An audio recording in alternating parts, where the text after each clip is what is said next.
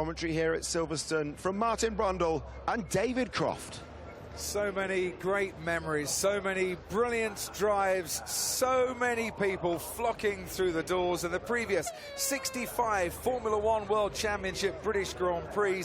And in 2015, we're reminded that wherever we may roam, there really is no place like home. Welcome to home for 7 of the 10 teams based in the UK. It is round 9 of 19 in the 2015 season. It is Silverstone and it is the British Grand Prix. This 3.6-mile circuit, 52 laps to come in today's race, starting of course on the brand new start pit straight and heading off into Abbey as turn 1 used to of course be that famous Cops Corner down at turn 9. There are 2 DRS zones to help overtaking. Some teams say it's difficult. Valtteri Bottas proved last year that if you're committed, you can get past. There are clouds in the air, but the sun is still shining down as it has been all weekend long on everyone here, and particularly the man on that flag, Lewis Hamilton, on pole once again. Under pressure, no doubt, I think, through the first few laps of the race, and especially down to the first corner. I noticed when he was Johnny asked him about his start, the body language, there's still a little bit of discomfort there, the nerves, and it's always a bit of a head game, these starts, even though you've got plenty of modes and throttle positions and double clutches to help you. You've still got to get that second phase underway and just the right amount of throttle. It's a very, very fast first corner here. Certainly is. Hamilton on pole once again for the 3rd time at a British Grand Prix. And it's a 46th pole in his career for Lewis Hamilton. 3rd on the all-time list. Starts alongside his teammate Nico Rosberg. Mercedes locking out the front row. Williams locking out the second row. Massa ahead of Bottas. Kimi Raikkonen out-qualifies Sebastian Vettel for only the 2nd time this season. Ferrari have row 3 to themselves. Danny Kvyat out-qualifying Daniel Ricciardo, his teammate, for the 3rd race in a row. Has Carlos Sainz for company today. Nico Hülkenberg for Force India into Q3 for the 3rd race in a row. Ricciardo then down to 10th. He incurred a penalty yesterday for exceeding track limits. Sergio Perez alongside Romain Grosjean just outside of the top 10. Then comes Max Verstappen and Pastor Maldonado, neither Lotus in Q3 yesterday. Marcus Ericsson should be lining up alongside his teammate Felipe Nasser, but he stopped on the outlap to the grid and he will not start today. The 2 McLarens will, but they're lowly once again, 17th and 18th for Alonso and Button. Will Stevens, for the first time in 3 races, out-qualifies Roberto Merri. There are 19 cars starting this race. Ted Kravitz can bring us more. Just bad luck for Nasser. They got the car back, they started it up, they thought they might be able to start from the pit lane. They took it through the gears and then clunk. One of them's broken. Big mechanical failure within the gearbox, no chance of starting. So of those 19 cars, only one, the teenager Max Verstappen, will be on the hard compound. It's about 3/4 of a second per lap slower, but he will start on those tyres, the orange mark tyres. But everybody else, either the top 10, of course, on the tyres, they did their fastest lap in Q2 yesterday afternoon. The rest have freedom, and with that freedom, they've gone for new medium compound white mark tyres. Does that surprise you a bit, Martin? Those that had a free choice, you normally expect a few more to think, well, we'll do something just a little bit different here in what most are predicting will be a one-stop race. Yes, and I think Verstappen yesterday lost his head a little bit, showed his tender years, I think, and got a little bit flustered because there wasn't as much grip as he expected, having been mighty through the practice sessions. And, of course, they're now putting him out amongst the pack that's going to have more grip than him, so we'll be testing his maturity this afternoon as well through these early phases, but he's obviously hoping to run long, and there, sadly, is the 20th car. Yeah, put to bed early. Felipe Nasser's Sauber is covered in the blanket and is quietly dozing away in the garage, so it's all down to Marcus Ericsson to bring home something for Sauber today. What about strategy? One-stop race for most. Who's going to feel the force and maybe some inspiration to try a two-stopper, to try something a little bit different? I think they'll be working that out, seeing where they finish the first lap and where they can find their way and how the tyres are doing, how that front left's doing. We don't think it's going to be a fuel-limited race for any of them, really. There's 100 kilograms of fuel is enough. We're not going to be hearing a lot about that today. And I think whichever Mercedes is in front at the end of the first lap, it'll then be a lot of recalculating for the other one on the pit wall. And it's fascinating, isn't it, how they're going to work so hard to beat their own car, basically, on one side of that pit garage. 10 points then, the difference in the Drivers' Championship between Hamilton and Rosberg, with Sebastian Vettel in third and his teammate Kimi Räikkönen completing the top four. Bottas and Massa, close points gap between both of the Williams drivers. Ricciardo finishing and scoring points in every race bar one, ahead of his teammate Danny Kvyat still. But Kvyat has got Red Bull's best results of the season. Points beyond Marcus Ericsson all the way down to Jenson Button. Just 3 drivers haven't scored points in 2015. Button's teammate Fernando Alonso and the 2 Mana Marushas of Marion Stevens. Can't say enough about the British fans. They were here Thursday night filling the ransom when we did our first Sky F1 show. We're going to do 15 hours of live coverage this weekend, and they keep them in their droves, and they know their stuff. They love their F1. The weather's been kind to them. The circuit looks magnificent, and well, what a pleasure it is to be here today. If Formula One does need a little trip to the hospital and a bit of a revival, a lot of negativity around the sport at the moment, I think Silverstone and a British Grand Prix is just what the doctor ordered at the moment. Whatever happens in the next 52 laps, over 350,000 people have come along to Silverstone this weekend to cheer their heroes along, proving how popular this sport is and how this Grand Prix still attracts a crowd despite what people's views are of the sport. Lewis reporting poor grip away from his pole position slot there. Several other drivers were on the radio on the way to the grid. They've taken a turn of front wing out. They've introduced a bit more the front sliding across the track.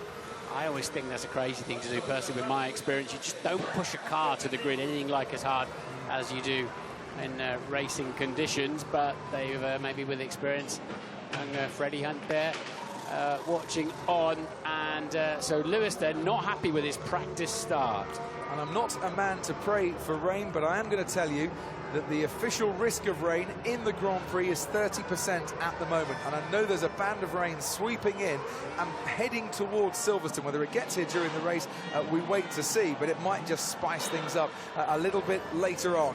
But for now, let's concentrate on the start. Pole position is on the racing line. It's also got a better line in to turn one, providing you haven't got somebody on the inside of you blocking your turn-in point.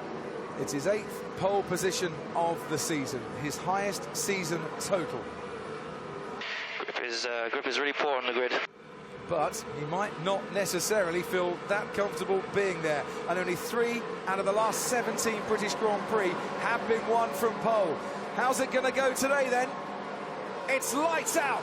And away we go. It's a very good start by Felipe Massa from third, and Massa takes the lead of the British Grand Prix. Valtteri Bottas on the inside of Abbey has got past Lewis Hamilton. Hamilton now going through fast, wheel to wheel with Bottas. What a start by the 2 Williams, and it's Felipe Massa that leads from his teammate Valtteri Bottas. Then comes Lewis Hamilton and Nico Rosberg, and Pastor Maldonado and Romain Grosjean have come together in contact, and they've gone off down at the village corner. Along the Wellington Straight, it's Williams that lead. Bottas left the door open at turn 4, and Hamilton walked straight through it, but Jenson Button in the gravel. Sounded like a skeleton in a biscuit tin, didn't it, what was going on behind him? And here's Kvyat on the inside of Sebastian Vettel as the action continues now into Luffield and onto Woodcote. 2 Lotuses colliding. Jenson Button going off into the gravel in his 16th British Grand Prix. Kvyat making a move there on Sebastian Vettel. Massa leading the Grand Prix. Bottas under attack from Rosberg. It's all happening on lap 1 at Silverstone. No DRS available until the end of the second lap, so it's going to have to be wheel to wheel. No toys to use. Bottas has had to go wide in the middle of Beckett to give Rosberg racing route. Gets back onto the racing line now. Back end stepping out with over 800 horsepower, trying to get into the tarmac, and he keeps the position. But Massa leads into Stowe. And there goes Danny Kvyat right behind Kimi Räikkönen. Had a bit of a moment through Chapel, did Räikkönen. Kvyat thought he could get past him, and a safety car has come out because of the contact we saw on the opening lap, bringing to an end 3 miles of wheel-to-wheel racing where it all kicked off and where Romain Grosjean and Jenson Button are out of the race. Well, we saw the 2 Lotuses getting together. I didn't see Jensen in there at that point, but it was in the back of the picture. Hopefully we're going to get a replay of that. I'm sure we will. Alonso pits as well for McLaren Honda. Well, it could well be that Lotus incident then had a knock-on effect with Jenson Button as well, and it was Grosjean behind Pastor Maldonado as they went onto the runoff area. Didn't see the cause of that accident. I saw what happened after it, and Maldonado was the one bouncing in the air. So Grosjean's obviously been Alonso's been in the wars as well. Maybe it's when they came back onto the track. It's very difficult to feed back in there. Very much so. Felipe Massa's start, though, Martin, reminiscent of yesterday in the feature race of the GP2, where once again, third place on the grid, got an absolute flyer. The door was left wide open, but what a start by Massa. There is Pastor Maldonado. We've seen Grosjean walking away, Jensen too, and it looks like Maldonado is completing the trio. Switch the car off, Pastor, switch the car off. Can't afford to overheat these engines. They need, they're only allowed to use 4 of them per season. So we've lost a fair few cars. Let's look at the start here. Watch Massa from P3. What grip he got. What acceleration. They've done something on those Williams, haven't they? But to both get away like that from both sides of the grid. So it's not a grip thing, it's just a great start. Look at the lead that Massa's got. And further back, what's going to happen here then? Maldonado closes up. And I think the Sauber and Grosjean came together. Grosjean squirmed to the left, and that caught Maldonado. Right, what I think's happened here is both Lotuses have hit each other, and both McLarens have hit each other. There's the start. No one's going to hit Massa. That. Thank away. you very much. Who did he come as today? Superman or something? His son was predicting third in the race. I'd have to set his sights a bit higher. And Bottas too. Watch Bottas now. Bottas goes to take the normal racing line, and Hamilton, not even cheekily, but immediately up the inside. A lot of wheel spin there, wasn't there? Yeah, a little bit tardy away, but he was still quicker away than his teammate. And there's the other Williams. He tried to brave it out around the outside. Flat left-hander, turn 2 coming up, but the braking zone for the right of 3 gives Bottas the high ground into there. And no problems there, was there? So where are we? We want to go back a little bit. I think what happened is one Lotus got sideways and punched the other, and then in sympathy, the 2 McLarens did the same thing. But so this is from Bottas. He's going to give Hamilton's racing space on the outside. Very correct, very fair. He knows he's still there, so don't lock your brakes into 3. And now he should have dived straight for the apex of 4, because you don't need to give Lewis Hamilton a second invitation to a good party. And I think you're absolutely spot on that the Lotus crash had the knock-on effect into the McLarens. You'll see it here. There you go. Jenson Button had nowhere to go, sideways across the track. Oh, Fernando Alonso sideways across the track into his teammate there. Yeah, it was all in sympathy, wasn't it? So it wasn't the 2 Lotuses that got together initially, but they ended up. There's contact on the inside. Then the Lotus has a big anti-lock, and as I said, in sympathy, the 2 McLaren boys. Safety cars coming in on this lap. You know, I said I think that the Lotus got a little bit out of shape because of Marcus Ericsson. I think he got a bit out of shape because of Daniel Ricciardo. So Ericsson into Ricciardo, and then Grosjean into Ericsson, and then Maldonado into Grosjean, and then Alonso into Button. It's like domino toppling for Formula 1 cars. It was all a bit amateur hour, wasn't it? Sorry, Ted, over to you. It was. After a good 30-second pit stop, Alonso's rejoined. He'll be right at the back of the safety car trail. Okay, right. Safety cars coming in. It is worth pointing out that for the first time in 2015, a car that isn't a Mercedes and isn't a Ferrari is leading a Grand Prix. And it's Felipe Massa, who, in his 13th British Grand Prix, has never been on the podium here before. Incredible. Now, stay awake, Felipe Massa, because you can overtake from the first safety car line, which is effectively 3 corners from home. Vale, the left hand, and then the double right of club. So when he goes, he needs to go, and he needs to surprise them. Look at Hamilton. He's right there with him. Massa needs to get a good jump here because Hamilton is on his tail. And Felipe Massa, who, remember, this time last year went into the back of Kimi Raikkonen, now leads the British Grand Prix. But for how much longer? Hamilton has gone wide at Vale on the chicane. Stays in second place as he comes back on the track, but he's under pressure from Valtteri Bottas. Hamilton, in his desperation to get into the lead, has now lost a place, and it could be another. Because look, he's got Nico Rosberg all over him as he goes into Abbey. Massa leads from Bottas, then comes Hamilton, then comes Rosberg, then comes Hülkenberg, who's up into fifth, ahead then of the Ferrari of Kimi Raikkonen. And there is Kimi Raikkonen having a little move on the inside as the Toro Rosso's had a spin as we start this racing again. But we're looking now at the battle between fifth and sixth, and Hülkenberg's hanging on. It's only lap 4, we're breathless already. Verstappen into the gravel. I said a Toro Rosso had taken a spin. This is what happened to Max Verstappen. Totally lost it going through farm. Yeah, on the restart, cold tyres. And that's the new boy error. And of course, remember what we said at the beginning, he's the only one on those hard compound tyres that just wouldn't heat up. Look at this. Fiat's lighting up, isn't he? Ahead there of Sebastian Vettel, now trying to get Kimi Raikkonen. It's Red Bull and Ferrari going wheel to wheel in a Stowe, and he has got past Vettel. Vettel trying to fight back. This time last year, Sebastian Vettel was having a go at Fernando Alonso, and that's a very slow-moving Ferrari there, because here comes Perez on Sebastian Vettel, struggling out there through maggots and Beckett's. Yeah, Vettel, no apparent grip or pace or balance out there. He's a target for everybody at the moment. A Williams 1-2 we have. That was a little bit over-ambitious, I think, from Lewis. Well, that's what we love him for. He has a go. He gives it plenty, doesn't he? But he locked his right front and lost a place through it. But if he'd have got round the outside, we'd have said, that's it, magician. That's why he's the world champion. But he didn't on this occasion. He had to bump across the curves. It was hero or it was zero, and it was heroic. But he didn't turn out the hero that time around. We've completed 4 laps of the British Grand Prix. Felipe Massa leads. We have lost from this race Jenson Button, Felipe Nasser, Romain Grosjean, Pastor Maldonado and Max Verstappen.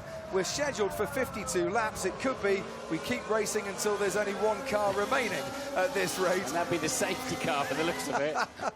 Bernd Mailander will be on the podium. Kill the engine, kill the engine, kill the engine. Yeah, that's when he crashed out, of course. The stewards, Nigel Mansell, the driver steward this week, investigating that collision between Grosjean and Button after the race. You assume it's Grosjean being investigated for causing that, or is it? It can't be Button. He was innocent, wasn't he?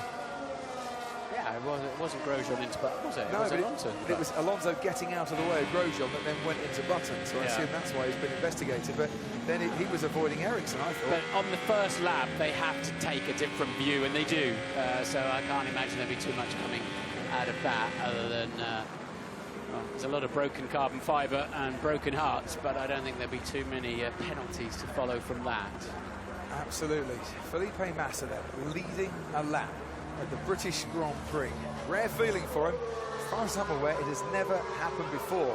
Felipe Massa has led a lap at the British Grand Prix, 7/10 of a second away from his teammate, or ahead of his teammate at the end of lap 4. Needs to extend that before DRS comes into play, the drag reduction system. But all looking very nice indeed for Williams at the moment. The Mercedes slotting in to 3rd and 4th, Hamilton and Rosberg. Then comes Hülkenberg and the newly upgraded Force India running in 5th place ahead of Kimi Raikkonen. Raikkonen ahead of Danik Fiat, who's got quite punchy in these opening laps. Sergio Perez from outside the top 10 up into 8th. Sebastian Vettel dropping down into 9th, and Carlos Sainz running 10th at the moment ahead of Daniel Ricciardo. And they're all quite closely bunched up still, Martin. It's the kind of day where Mana Marussia could steal some magical world championship point. They've got to stay on it. They've got to stay in the race. But there are 2 rules between teammates at the start of a Grand Prix. The first rule is don't run into your teammate. The second rule is see rule 1. And that's all you've got to do. But it's more easily said than done. Well, this is on the run down to Vale. So the safety car restart. Hamilton is going to have a go. And he was really handily placed to try this. Yeah, I think if he sees that again, he might have wished he'd have carried on up the inside. That's where he lost 2nd place then, and then he had to get pretty punchy down the pit straight and bordering on. Yeah, he was quite clearly Felipe was going to come and cover that. Remember, they got cold tyres and brakes from following the safety car. So Lewis loses second now.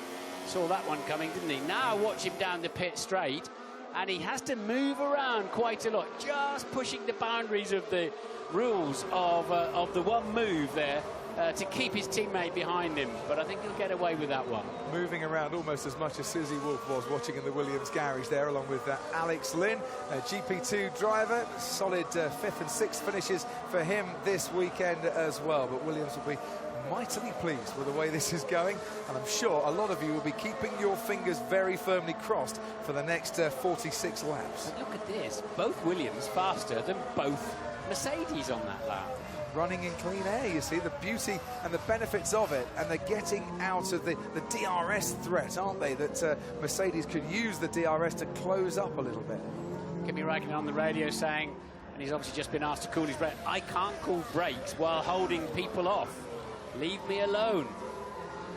Meanwhile, Fernando Alonso, after his early pit stop behind the safety car for a front wing change, has now moved himself up into 13th place, ahead of Stevens and ahead of Merry, although it has to be said he's going slower than the Sauber in front of him, 4 seconds ahead. Felipe, this is good, very good. So you just need to look after the front left tyre. Look after the front left. That's the tyre that grains, that's the tyre that suffers more than any other here. Yeah, it doesn't mean send it flowers on his birthday or anything like that. It means that don't let it slide across. You know, if you build understeer in a corner, don't just keep your foot planted. Come off and let, you can use the car, you can use the tools on the steering wheel to make the back, just load the back of the car up, and the best way to do that is with your right foot on the throttle pedal. But if you do develop understeer, the front sliding across the road, don't just keep driving and pushing through it. On board then with Valtteri Bottas. Bottas running in his 46th Grand Prix. Valtteri Bottas wins nil. Felipe Massa in his 219th Grand Prix. Felipe Massa wins 11. You have very experienced and kind of experienced up-and-coming star against a man who could have been world champion in 2008.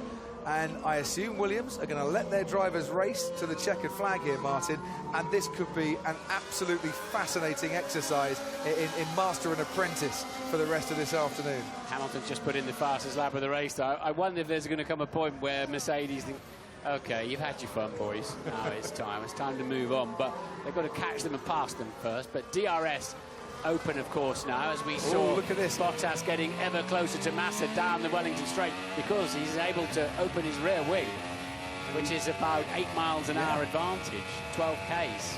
Close enough to almost just to get a little bit interested there in a move on the lead. Hamilton stalking the two Williams pair as out of Copse they go and onwards towards the first part of what I still think is the best corner complex in the world. Into Maggots, now into Beckett's, Chapel onto the Hangar Straight as well. One of the greatest places to see a Formula One car hard at work you could ever wish to experience. DRS is open now for Valtteri Bottas, who was getting past people at Stowe last year and rather enjoying himself and just shaping up for a little move round the outside there. Massa a little bit too far away on this occasion. Yeah, don't think you're coming through there, son. Tremendous speed from Bottas on this lap with the help of DRS, but they're towing Hamilton along with them nicely as well. 2.7 seconds covers the top four. Could be even shorter as Rosberg now sets the fastest lap of the race. 2.2 seconds covering the top four here. All Mercedes powered, but it's Williams ahead of the Works team, and they're just edging away from Nico Hülkenberg, running in 5th at the moment for the Mercedes powered Force India team.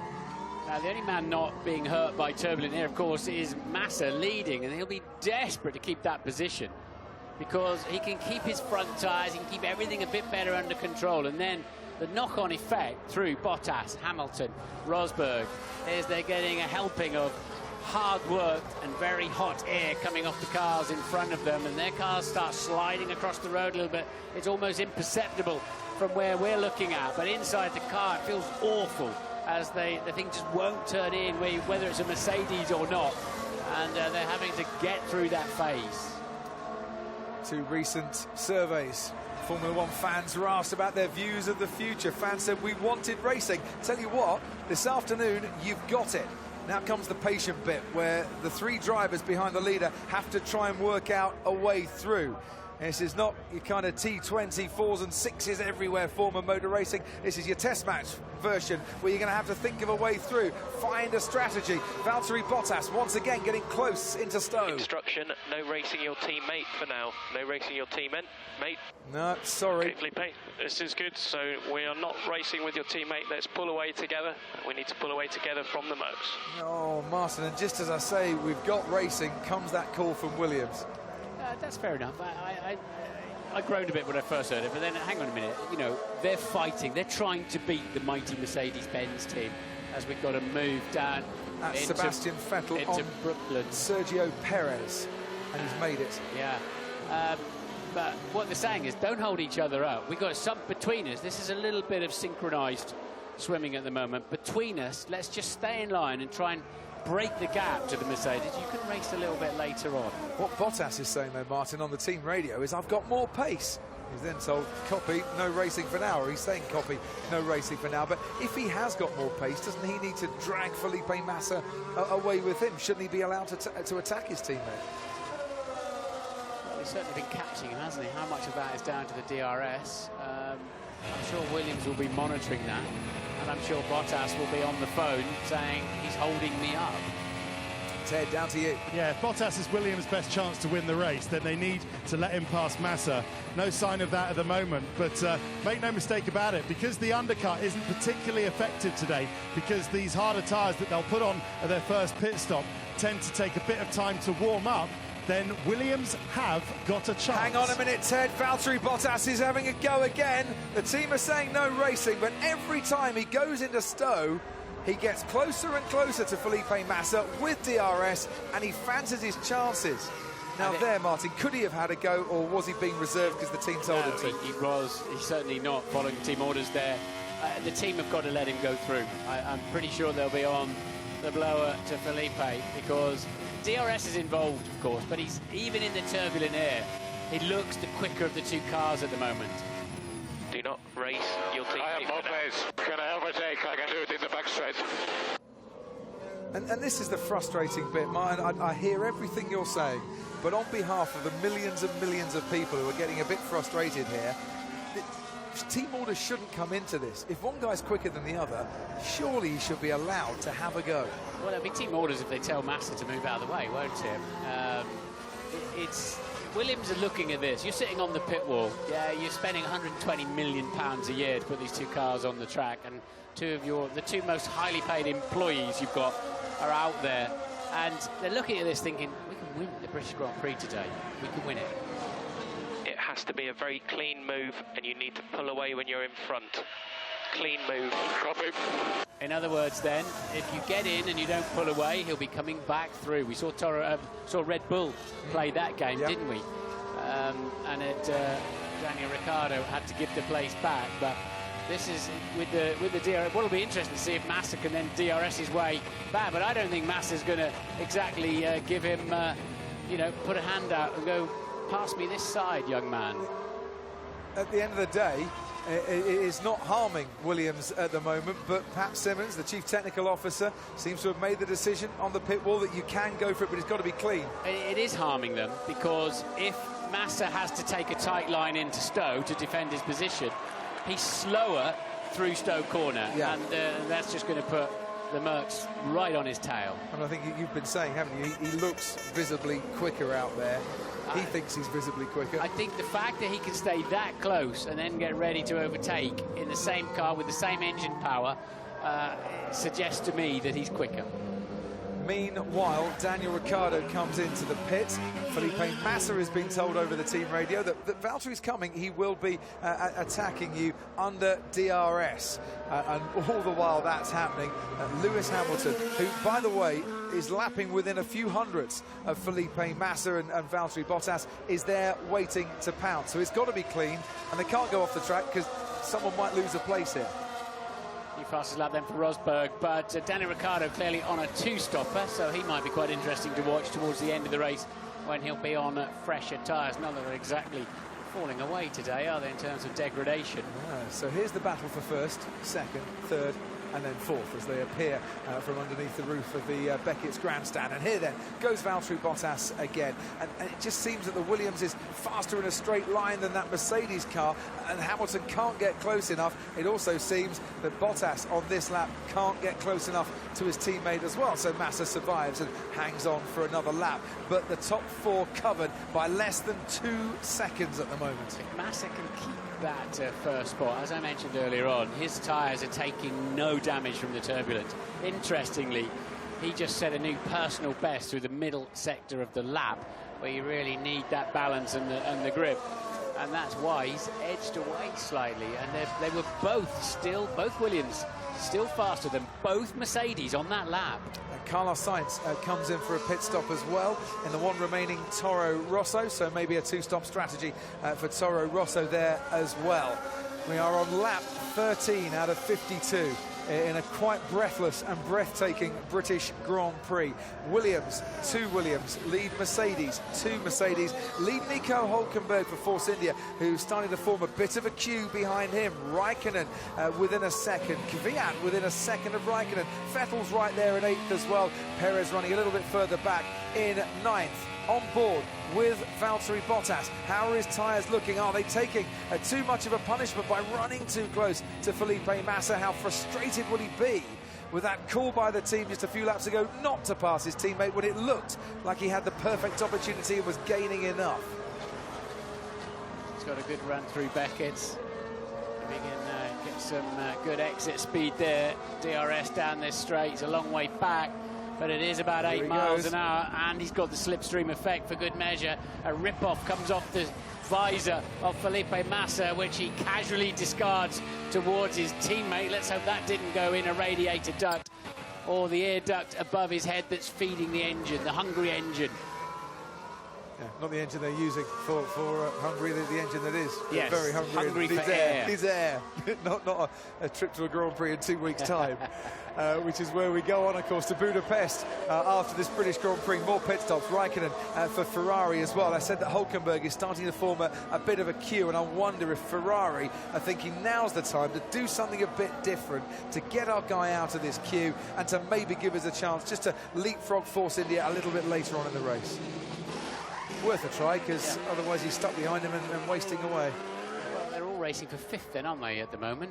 With the top 4 going along so nicely out front. It's now Raikkonen, Hülkenberg, Kvyat, Vettel, Perez, and... oh, Felipe Massa's gone wide there, Martin.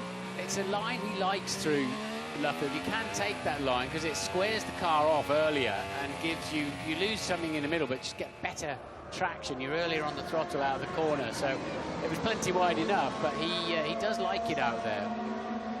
Going wide through turn 9, staying within the track limits. I think the drivers have been told that the stewards might be a little more lenient through the course of this race. You're not going to get pulled up in front of the judge, as it were, if you just go over the line the once. Now Massa just had a bit of oversteer there coming up, so interested to see where Bottas is. And not close enough, but well, if Mercedes pit, then they're moving to a 2-stopper. That's not what they expected to do today. Certainly not. Track temperatures rising to 37 degrees as well, which might be influencing the decision and causing the tyres to overheat slightly. But who's coming in? Is it Hamilton or is it Rosberg? It should be Hamilton if they're coming in at all. But a false alarm down at Mercedes. Dupe Williams there or something? Technically, you're not allowed to do that, are you? No, your car's got to be coming into the pits if you're going to send men out into the pit lane. Well, here's a man coming in, and it's Sebastian Vettel this time around, who pits from 6th place in the race. So Ferrari may be switching both of their drivers to a 2-stopper. He's had a discussion. Whatever Kvyat doesn't do, we will do. So Kvyat didn't come in the pits, so Vettel did. Let's try the undercut. The pit lane loss, so you can see the whole time that the car was in the pit lane and loses around about 30 seconds there. It was quite a slow stop once Sebastian Vettel got onto his marks, but he's back out in the race again. Vettel, and he's down in 10th place behind his teammate Kimi Raikkonen, who's also stopped in this race as well. Lap 15 of the British Grand Prix. If you're only just joining us, we lost at the 3rd corner. Jenson Button, Romain Grosjean and Pastor Maldonado. Felipe Massa didn't start for Sauber because of a problem with his motor generator unit on the lap out to the grid, and Max Verstappen, after the safety car restart on cold tyres and brakes, went straight off into the gravel at Farm Corner. So 15 run at the moment. Fernando Alonso had an early pit stop. He's up into 11th. This man on the screen leading the race, Felipe Massa, got a brilliant start from third, got past both Lewis Hamilton and Nico Rosberg. Valtteri Bottas made it a Williams 1-2, and they've survived quite consistent pressure throughout the opening stages here to continue to lead this British Grand Prix. We're going to finish lap 15, and the gap separating the top four from Massa down to Rosberg, 2.1 seconds. Ted, to you. The Mercedes stop was going to be for Nico Rosberg, and they're still thinking about doing it. That would be out of sequence, given that Lewis Hamilton should have the first call. But if that's their chance of getting one or both of them, the Williams, then Mercedes will do that. But because we've seen the guys who've stopped already put the hard tyre on, guys, I think they're just trying an early one stopper on that. Really? I think so. Alonso's saying that they're slower. He doesn't want to be on them too long. We just heard that radio call up there, Ted, that wouldn't have got through to you, but Raikkonen set a new fastest lap of the race on them, so he quite likes them.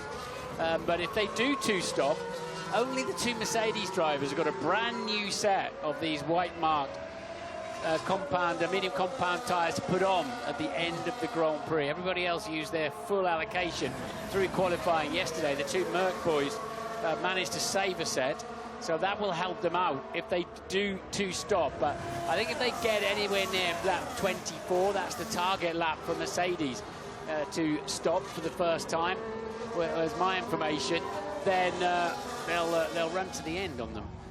And running down Hangar Straight once again, Felipe Massa leads Valtteri Bottas, and the gap is, well, it's close enough for Bottas to almost see Felipe's dark hair fluttering in the breeze under his crash helmet, but not close enough for him to try and put that hairstyle into his wing mirrors and disappear off into the distance. But he needs to keep calm. He needs to show the qualities that we can see from him as maybe a future Ferrari driver, a world champion in the future as well. But he must be getting frustrated. He must be thinking to himself, I had my chance. Got a loss of power. Oh dear, Daniel Ricciardo struggling at the moment after his pit stop, down in 13th, and a loss of power for him. Is there a chance here for Bottas, if he gets a good get out down the Wellington Straight, to have a go into Brooklands? Another overtaking spot as the cars reach 200 miles an hour and then break into the left-hander at Brooklands, which is always a tricky corner right in front of the BRDC clubhouse. Yeah, you can't help but think that Bottas could go faster now in this phase of the Grand Prix when he can stay that close through the complex. I tell you what, Martin, that is Felipe Massa's line, yes, to go wide in Luffield, yeah. But he is leaving the door open every single lap, isn't he? Indeed he is, but remember the golden rules. Rules 1 and 2 between teammates. Williams cannot afford to have any contact between these two. But Bottas must be feeling quite frustrated in there now. I think he really, I think there's no doubt if he was in front, he'd be moving away. Hamilton's he's staying there all the time. As look, now we go round the outside. Bottas is having a go again. This time at Stowe, that much closer for Valtteri Bottas.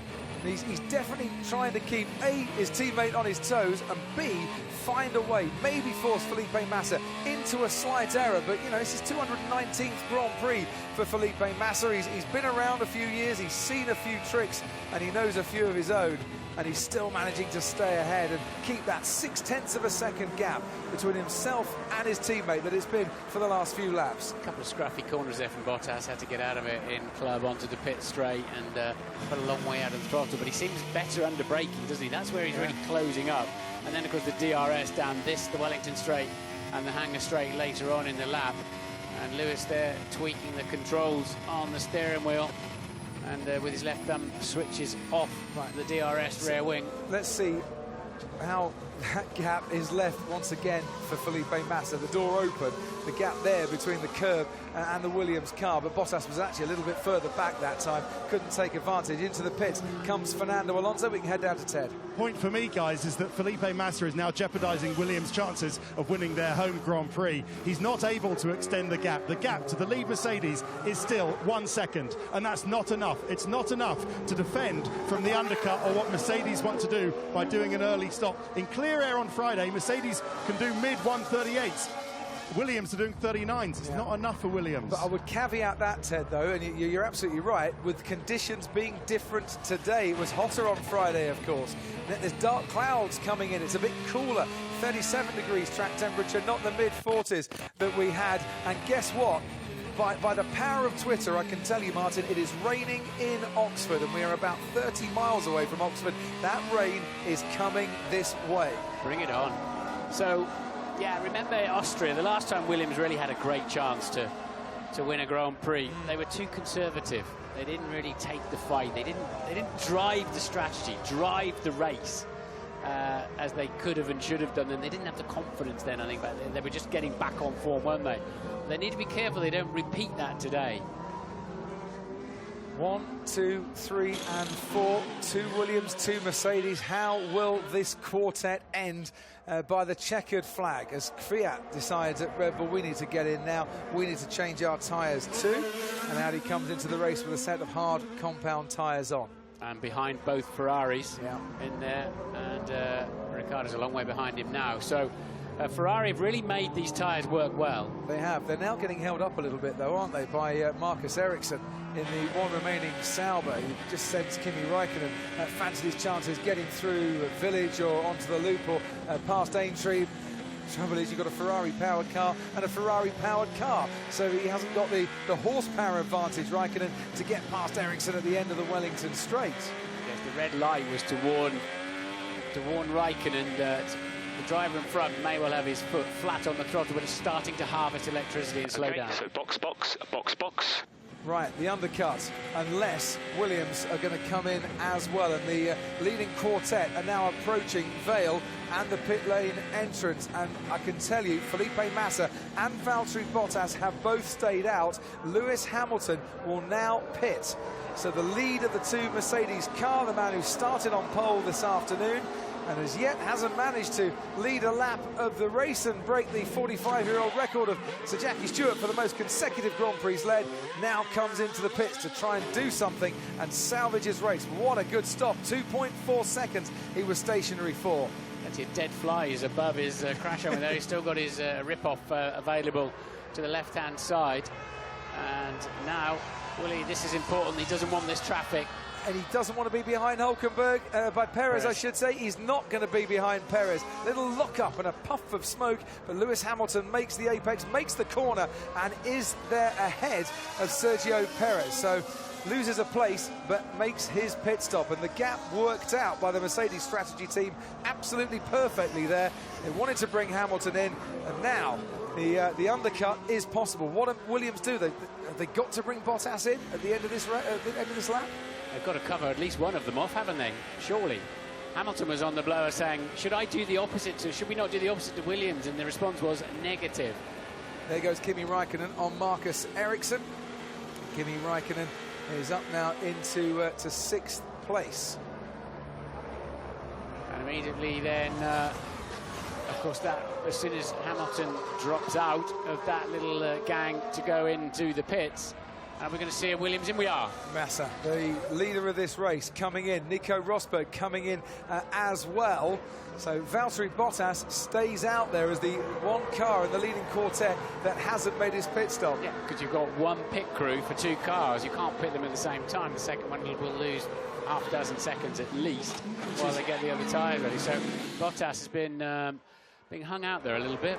Yeah, and that comes out now ahead of Rosberg. No, side by side with Nico Rosberg. 80 kilometres an hour. He's about 2 inches ahead of Nico Rosberg. Those 2 inches are enough to get him ahead of the Rosberg, but Lewis Hamilton goes through. You can see him there at Village. Hamilton, by performing the undercut, has leapfrogged over one of the Williams cars. So Hamilton now is technically behind Felipe Massa in this race, but has to make his pit stop. Valtteri Bottas has to make his pit stop. And now, under pressure from Rosberg, Felipe Massa, into Luffield they go. Yeah, and Hamilton's faster on the new tyres than Bottas is out there on the older tyres. And once again, Williams haven't driven the race. They haven't taken control of the race and made it work for them. They've waited to react to Mercedes-Benz, and Bottas is going to lose out horribly with this one. Well, he is. Bottas coming down the hangar straight now, and he's going to need about 29 seconds worth of overall gap to try and stay ahead of Lewis Hamilton in this race. And Hamilton is absolutely flying as Bottas now makes his way into the pits. So the man who was leading because he hadn't stopped is coming into the pits. Out goes the Red Bull of Daniel Ricciardo. Ted Kravitz, down to you. Yeah, they've got a problem. The engines died and they had to restart him. So now Williams coming out.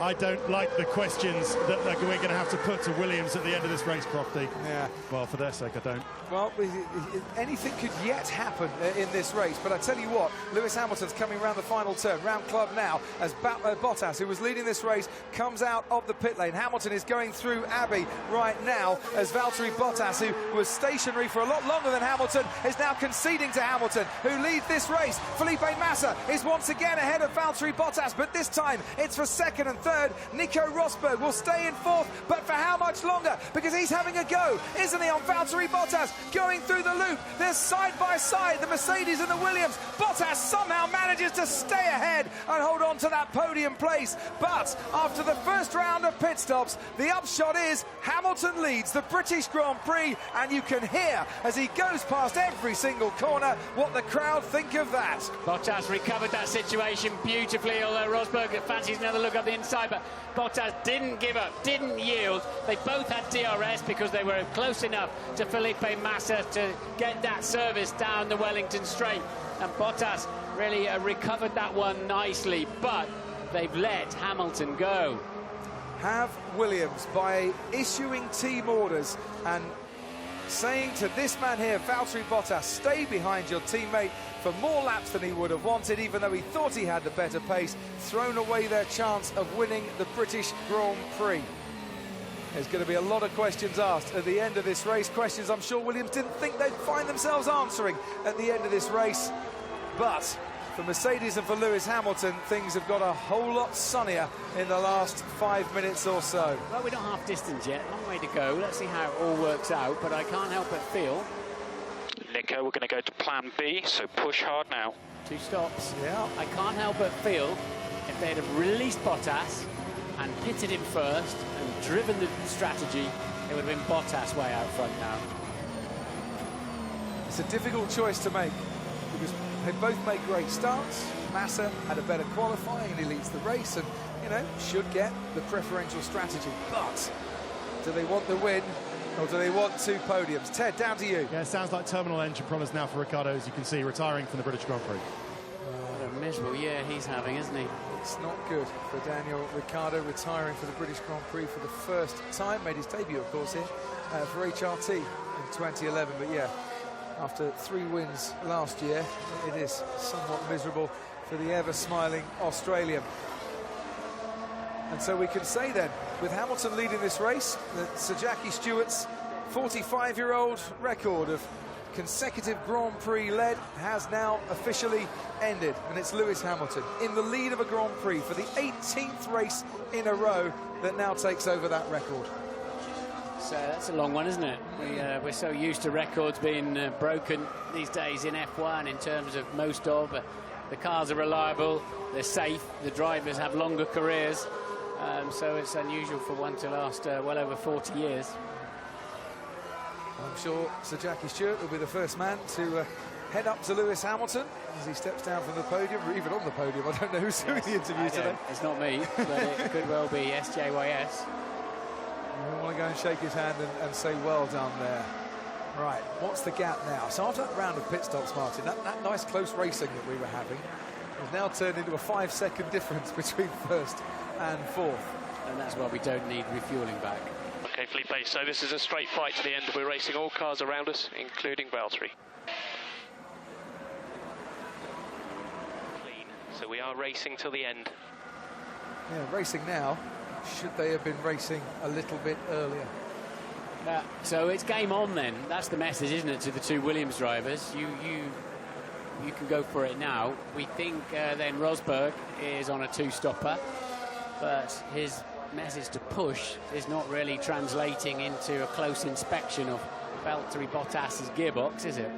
Certainly not. A few grey clouds, Ted Kravitz. I don't know if you can look to your left and see if they're getting any murkier or not, but down to you. They certainly are, Crofty. And so just to recap on all that, I think the key moment that we'll be reflecting on after the race, if it stays the way it is now, is that early opportunity that Valtteri had when in his head he'd still been told that there was no overtaking. And when Williams changed their mind on the pit wall and then said, actually, yes, you can, Valtteri came over the radio, said, it's too late now. That was his one chance. He couldn't take it, Team Radio. You know, if you think I need to increase that gap much more. So the main thing is getting to the end, Lewis. 29 laps remaining. There is a threat of rain in about 30 minutes. Okay, I think Bottas will know that that was his one chance, and he didn't and wasn't able, for whatever reason, to make it stick, and it didn't happen from then on. Can I overtake? So Valtteri Bottas on the radio. I can do it in the back straight. Yes. Repeat. Yes, you can. And then it was too late. Fractions of a second on the track, and it seems on the pit wall as well. And just a bad piece of timing for the Williams team to happen at the end of the hangar straight, as it cost the victory today. It's a long way to go, as you say, Martin, and rain in half an hour. I'm not going to object to that. Look at the sky. There's many things can happen in this race yet. Many things. And, well, you know, Williams are going to be thinking, hang on, we looked at the second row. We led the race. We had a 1-2. We're having a splendid afternoon, a brilliant afternoon, thank you. And we're just going to get a hiding here for not beating Mercedes-Benz. But that's sport at the highest level, isn't it? I mean, it's a nice position to be in, because it means that they've done very well, but it's questions that need to be asked, and I'm sure they'll be more than happy to answer them. Valtteri Bottas within a second, of course, of his teammate, so he gets the DRS advantage, and as per before, Felipe Massa doesn't down the hangar straight, but of course Felipe Massa now in second place. Lewis Hamilton pulling away. It was 4 seconds clear at the end of lap 24. So we'll see if that gap has increased any in the past 3.6 miles. 25 laps completed by Hamilton. That 4-second gap is now 4.2 seconds. We're going to the end on this set of tyres, unless it rains, and unless they have to come in because the tyres are falling away and there's degradation, they're going to the checkered flag. Okay, Kimmy, there is some rain around. There's some rain around. If it were to come, it would come at turn 15 first. Around 20 minutes if it comes. Stowe Corner. So you can tell you've driven this circuit before, because you can put names to numbers straight away. I had to look it up as to what 15 is. Prevailing winds are westerly, of course, Crofty, as you know. And out that corner of the circuit, it looks like the wind's actually southwest today. And that's where it's going to come to first. And also, that's roughly where Oxford is, where you said it was raining earlier on. So that's how that deduction came about. Brilliant.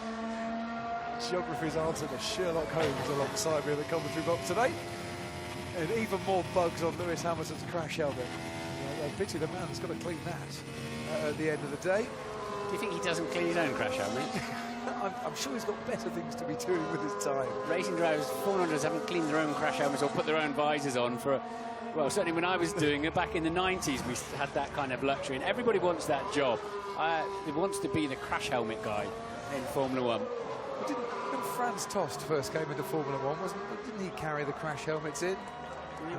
Look at him now, he's team principal down at Toro Rosso, and Toro Rosso team principal might be celebrating a points finish by the end of this. He's scored 3 of the last 4 British Grand Prix, and Carlos Sainz running in 9th place at the moment. Where are the battles out there? Vettel and Raikkonen running 6th and 5th. So Ted, let's have an update from Ferrari for you.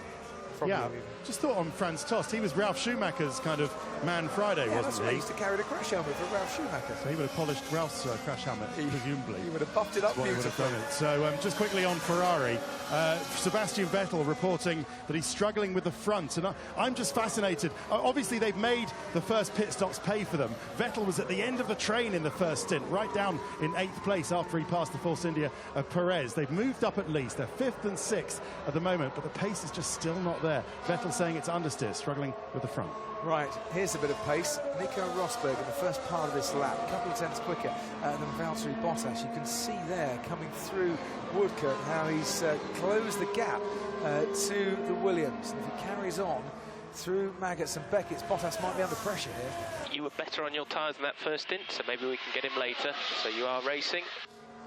Right, so hope being given to Valtteri Bottas from the Williams pit wall from Jonathan Edels, his race engineer.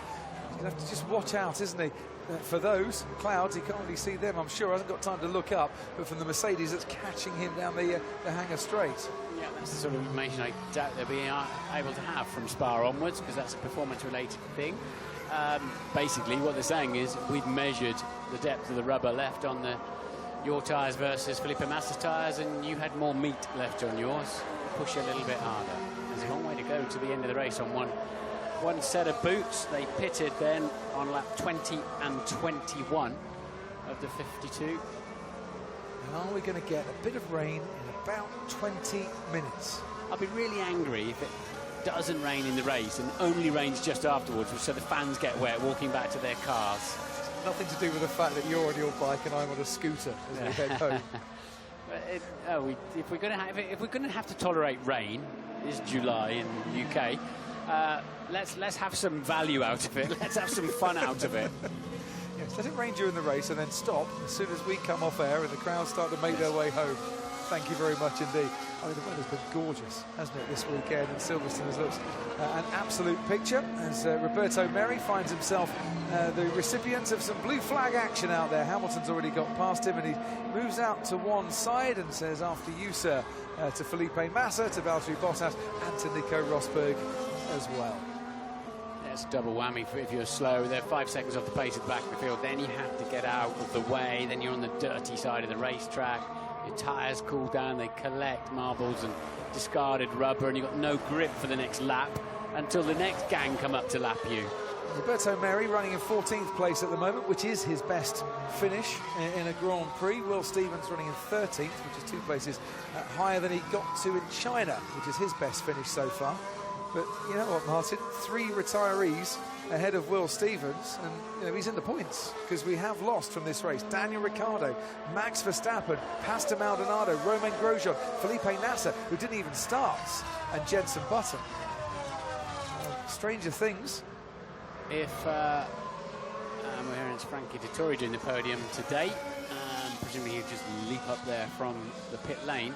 But if Nico Rosberg is 2-stopping, he's not going fast enough, because he's going to fall back into Raikkonen and Vettel and co. Although we'll have a brand new set of tyres at the end. Maybe they can always go back to plan A, I guess. I think plan C might have to come into operation, because look, Martin, there is the rain coming in. Expecting rain 15 minutes. Yeah, C for complete water on the track. He says, trying to make sense of a plan C rain analogy.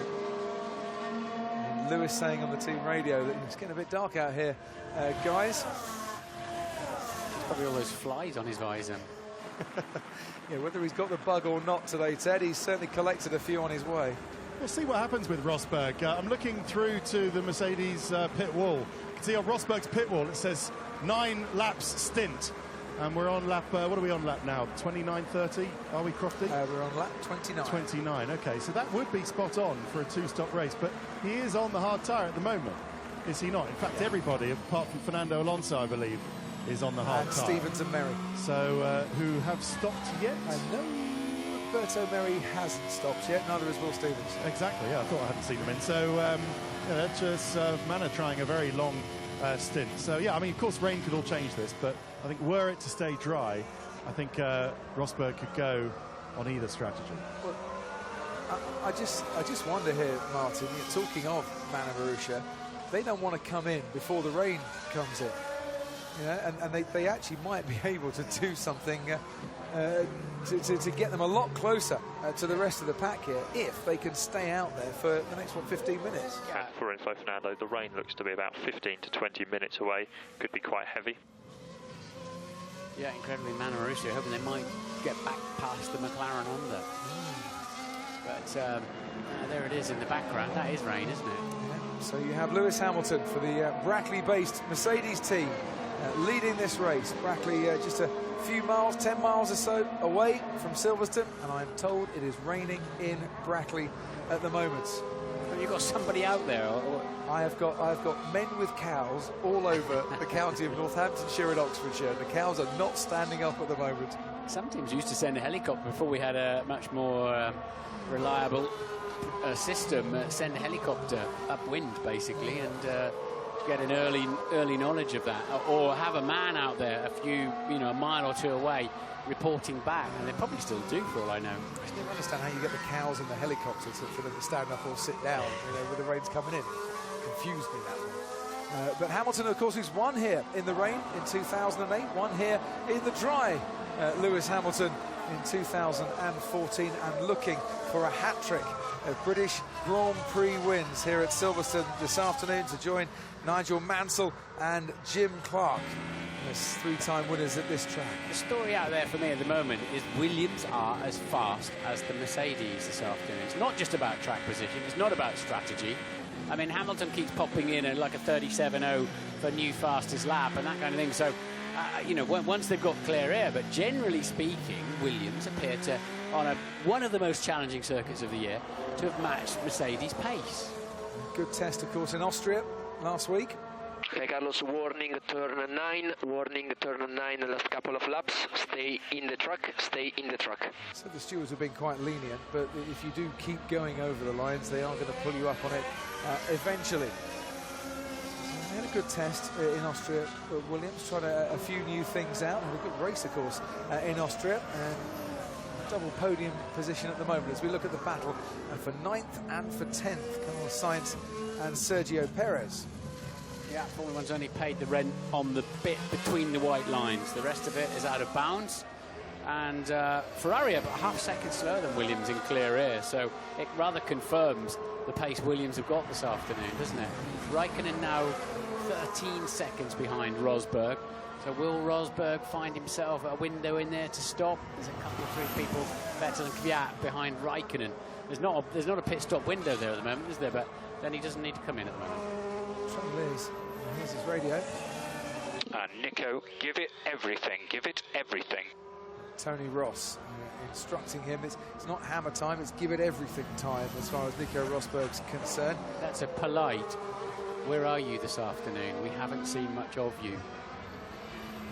He's been there waiting for things to happen, but not making them happen, I would say on that. But he's gaining on Valtteri Bottas down the Wellington Straight at the moment, but not getting past Valtteri Bottas into Brooklands as we watch Carlos Sainz lead Sergio Perez towards Abbey. I wince every time they turn up at turn 1 at 170, 180 miles an hour and just chuck it in from the top of the curb. The cars I used to race, that would have been a trip to the Northampton Hospital every time. They stick, they just launch them in from the curb, from the serrations of the curb, the painted curb. It's just extraordinary. A lot of trust that they've got in their car there, isn't it? As Sergio Perez takes a trip into the runoff area, which has rather set him back in his task to overhaul Carlos Sainz. His teammate just ahead of Sainz, Nico Hülkenberg, rather lost out in the pit stops and was undercut by both of the Ferraris and Danny Kvyat as well, and that's Sergio Perez. Just couldn't slow the car down and keep it under control. A little bit out of shape. Sainz actually locked up a little bit first. Sainz locked up.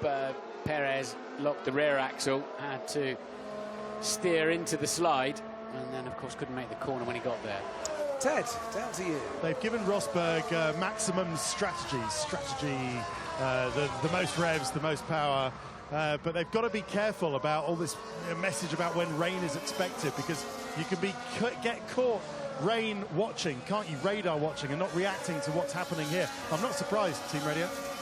And Fernando, rain looks to be about 5 minutes away now. We think it'll affect the pit part of the circuit first. Because it is, Ted, it is definitely raining in Brackley, because Karun Chandok has just sent me a text message. Afternoon, mate, hope the sofa's comfy. No, I mean, it's getting more chilly in the pit lane. I can tell rain is coming, but they've just got to be careful not to radar watch. We have lost one Toro Rosso early in this race. I think we might be losing another Toro Rosso here. Carlos Sainz, frustratingly there, holding his hands up, saying, what can I do? And rather slapping the steering wheel and looking down, and obviously in deep conversation with his race engineer at Toro Rosso, Marco Matassa, before stopping at Club. Yeah, it's not the best place to park a sick Formula One car, frankly. A bit further left and a bit earlier would have been helpful. So this looks now like the 7th car to retire from the British Grand Prix. One of those is Jenson Button, whose teammate Fernando Alonso is still not in the points despite 7 cars retiring. If that doesn't move quickly and easily, they'll need to put a safety car out. The virtual safety car first, because look, you can see. Yep. So they have to slow down in that sector of the track, because that's in the line of fire through there. That's in a very difficult place. If he could have steered it left a little bit, it would have helped. So the virtual safety car neutralises the race. The drivers all have to drive around to a time that is set, and on their dashboard it will tell them whether they're sticking to that time or they're going too fast. It's like playing Scalextrics with your mate and then suddenly putting all the cars on the same piece of track so they all run around in the same distance behind each other. Tell you what I would say from watching that though, Martin, is that Valtteri Bottas seemed to be going quite a bit faster past that car than Nico Rosberg was. So I wonder if the messages came either too early or too late, depending on which driver you were. It's under their dashboard. So actually nobody should lose out in this or gain, because they've all got to stay within that delta time, the earliest time of arrival to various points every, say, couple of 100 metres, or marshals posts, the various points where there are sensors in the track. They have to stay within, as I say, don't arrive before time. So the race, basically, racing just gets cancelled whilst the car gets moved.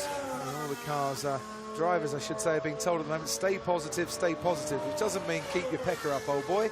It means you've just got to stay above that time, that lap time that you're given. You cannot dip under that time. So what the advantage of this new virtual safety car, and they tried it out after the very sad accident of Zhou Bianchi in Japan last year, the advantage is we don't have to go through that whole process of safety car out, then picking up the leader, then letting the lapped cars through and losing 5 laps of the Grand Prix. We don't have to go through all of that. It's a much shorter procedure while they get rid of that Toro Rosso. Ted, down to you. Just looking at the live gaps, I think you're right, Martin. I don't know where Bottas got the call or saw the VSC signs that you can see flashing there. But I think if he has gained a little, I think he has gained a little bit on Rosberg. Yeah, well, it just looked to me he was going a bit faster through. Yeah, but as long as he didn't, as long as at the next stop, at the next point. So, as a reminder, we'll get a notification when the safety car, the virtual safety car is about to end, then you need to look for the boards. You need to look for the boards and they'll tell you when you can start racing. And they all did 2-minute 12s out front, but behind them we've got Raikkonen and Vettel doing 2-minute 8s. Now I'm surprised to see that kind of difference. Let's see how it works out on the next lap. You'd think that behind them they're all doing 2-minute 8s. They've all got the same information. I'm a little bit surprised to see such a variation there. I think what you're also seeing as well, Lewis Hamilton, who we're on board with here, noticeably going slower in some parts than others as he tries to stay positive and not dip below it. It's because it's new, this system. It's obviously not as easy as it looks for the drivers, who of course they haven't got a speedometer out there. It's not like you've got to stay at 80 kilometres an hour, because there's nothing that will read a speed for them. Yeah, so Lewis bolts and then backs off. He's trying to get some temperature in the brakes and keep it in the tyres. Tyre temperature means tyre pressure. Virtual safety car is ending.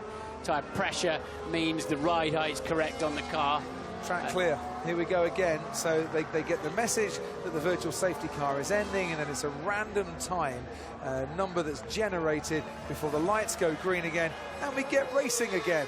And that is the extent of the gap out in front. Hamilton to Massa to Bottas, who's still got Rosberg on his tail. And guess who brought an umbrella today? Some very sensible British fans, because you're never far away from a shower in July, September, August, or even in January here at Silverstone.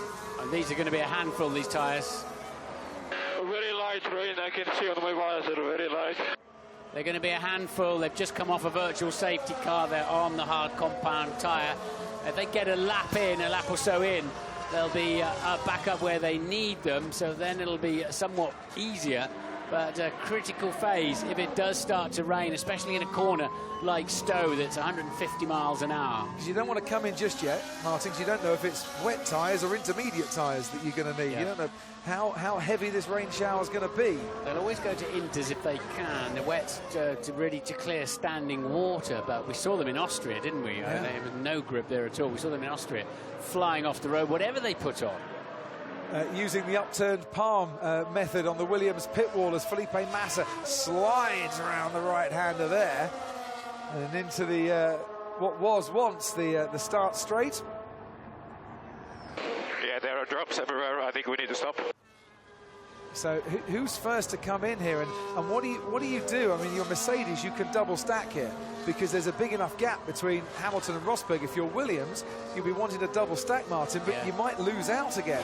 Absolutely, good point. But Bottas calling for intermediate, calling for a tyre, which would be inters, as I understood that radio call, but looks a touch early to me. But Ted, is it raining hard enough for intermediates? Not in the pit lane, it's not. Nowhere near. And that's why I'm saying about you can get caught radar watching here and telling you, believing the computer. So old hands like Pat Simmons, Rob Smedley, and even Paddy Lowe on the Mercedes pit wall, just putting their hands out. I can see across the pit lane here, just seeing if it's hard enough yet. Kimi Raikkonen in the Ferrari saying it's not raining hard enough to rain at the moment. That might change in the next 30 seconds. This could make or break everybody's race. Yeah, I mean, if you're someone like Nico Hulkenberg, do you come in now because he's making his way down towards the Vale chicane, needs to make up a few places, but no, it looks like he's staying out for a little bit longer. His teammate Sergio Perez will be the next one past the pit entrance, whilst the leading quartet continue to slip and slide their way through, this time Aintree and onto the Wellington Straight. Hamilton leads by 7.3 seconds now, but it's a 100-second lap, and it's so it is important to get it right, but a set of intermediates on this track would burn out in a very small number of laps. Now you can start to see the raindrops there from our pictures coming down onto the gravel. It is getting heavier. So far stopped. Nobody's stopped yet. Nobody's stopped yet. No, the rain has stopped. Or not getting heavier in some parts of the track. Just as we saw some raindrops, Lewis Hamilton saying, no, the rain has stopped. Bottas looking more tentative in these conditions than his teammate Massa up ahead of him now. You do really have to ignore what's on your visor because it just streams off and it looks worse than it is. You've got to look at the track, but Bottas knows that better than I do. Lap 37 of this British Grand Prix, and what a British Grand Prix it has been. Somebody having a little moment there, and we saw the yellow flags, and the leading quartet once again deciding now is not the time to come in and pit. We've already lost 7 cars from this race. Still not wet enough for an inter. It's tricky conditions for the drivers. At least the tyres are a little bit hotter now. It's Roberto Merri, by the way, who had that moment. You saw the yellow flag sign flash up on the screen, and Merri going around turn 6, which was Brooklands, was struggling a bit. And that's where I think it's raining heaviest, Martin. Again, that's on the westerly edge of the track. Now that's going to change things.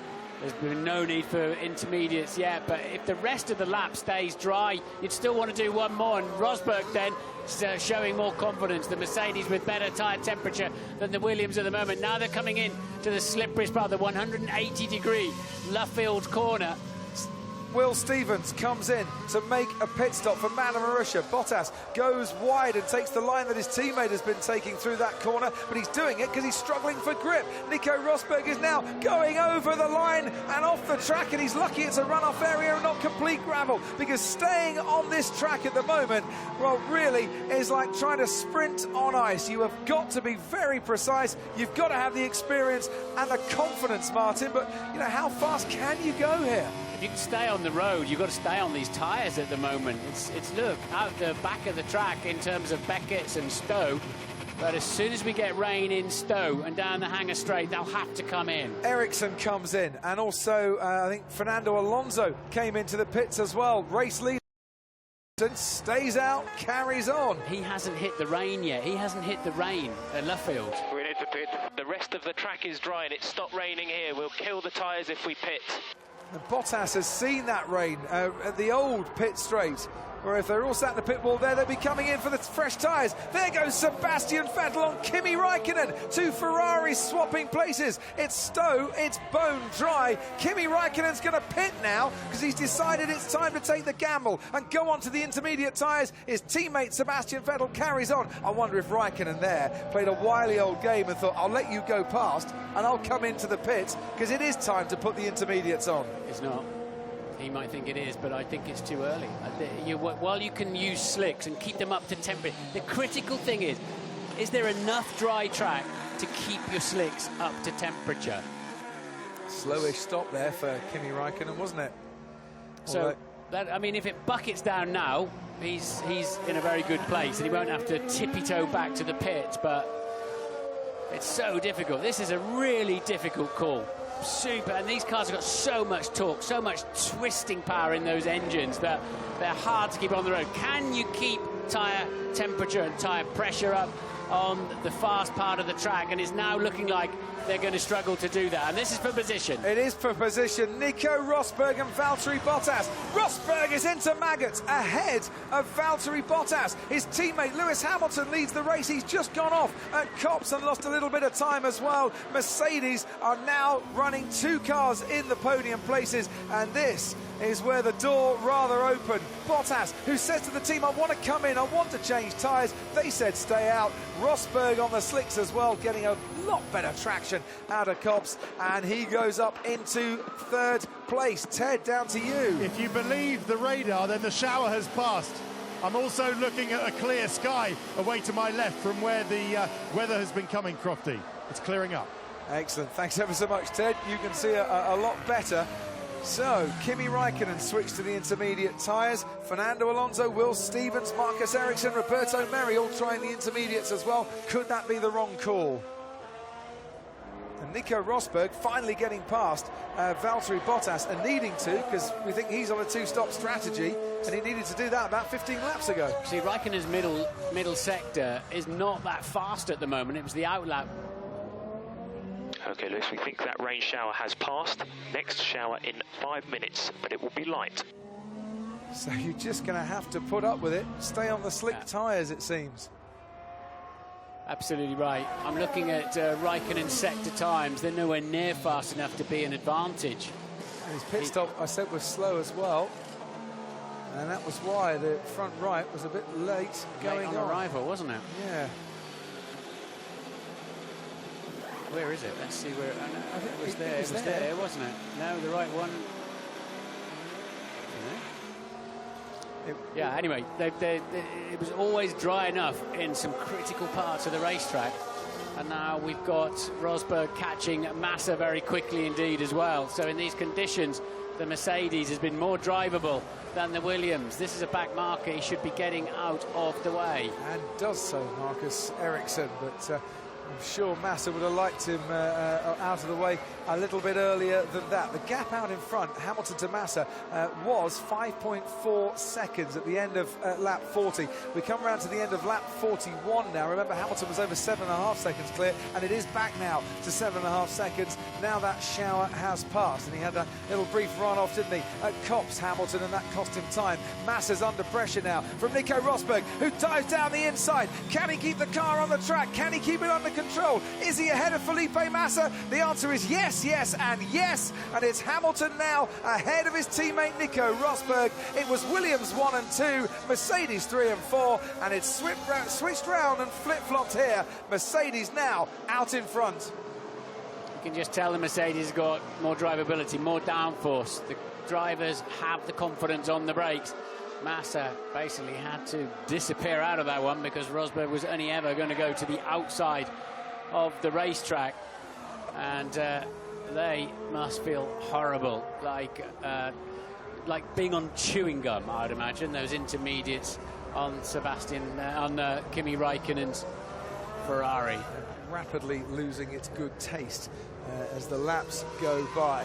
It's 5 seconds slower than the leader now, because they just overheat. They're designed to obviously run in much cooler conditions, with being cooled down by the water, and the tread blocks move around and give you an incredible amount of temperature in those conditions, but they're no good like this. So expecting rain in the next minute or so, more rain.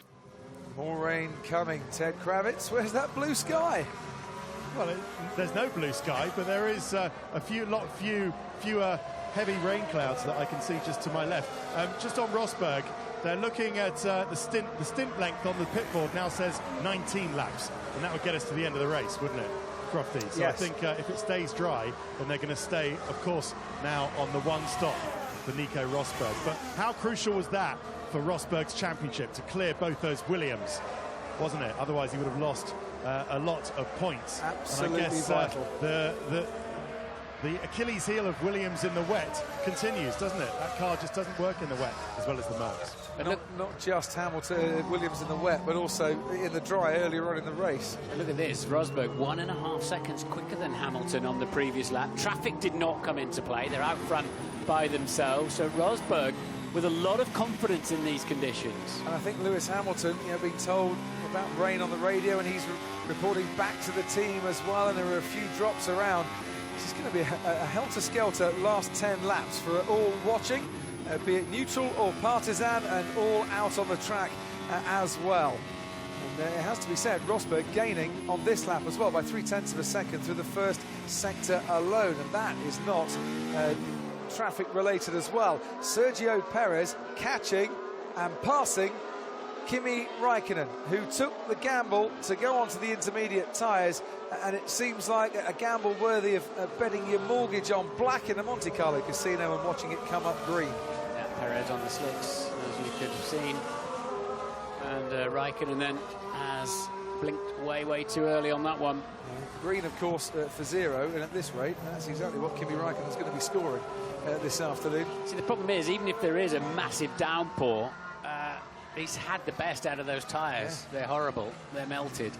But that's what he needs right now, is a downpour, and the others can't get back to the pits, so they skate off or something. Then it'll suddenly look a little bit more sensible. But right now, he's on the wrong tyres. Marcus Ericsson coming into the pits. See more rain now. He just lost another 2 seconds to Rosberg on the previous lap. Rosberg super comfortable in these conditions. Hamilton sounding edgy. And Sebastian Vettel getting nice as well. Danik Fiat just behind him. Vettel starting to gain a bit on the Williams on the last couple of laps. That is how Nico Rosberg has been hauling in the race leader. Lewis Hamilton emerges now into Copse, and there's his teammate right behind him. Keepers advised on the tyres, Nico. Keepers advised on the tyres. May go to Inter. Well, might need to go to Inter, but only if it starts to rain a little bit heavier. He's loving these tyres at the moment. He took 1.4 out of Hamilton in the first sector alone of this lap. And down now onto the hangar straight. Lewis Hamilton will be able to see his teammate right behind him. Hamilton, who stopped on lap 19, his teammate Nico Rosberg, who stopped on lap 20, both going to the end of the race, but who's going to win it? I've got no grip on these tyres, guys. And Hamilton having to come into the pits. I've got no grip, he says, on these tyres. Has the change in track temperature, has the rain coming down affected the tyres that much? Has the degradation been that much that Hamilton has been forced to pit? Either way, from the lead of the Grand Prix, the championship leader pits and his teammate takes over. Intermediates go on. I'm a bit surprised to see that car come down the pit lane. But it's raining harder now. Look out of the window. It's raining harder, Crofty, here on the pit straight. The rain, Ted, has come in, and it is raining hard enough now for Inters, you'd have thought. And also, sorry, Ted, also, of course, Rosberg's got a long way to go to get back to the pit lane now. But will Hamilton be able to switch these tyres on?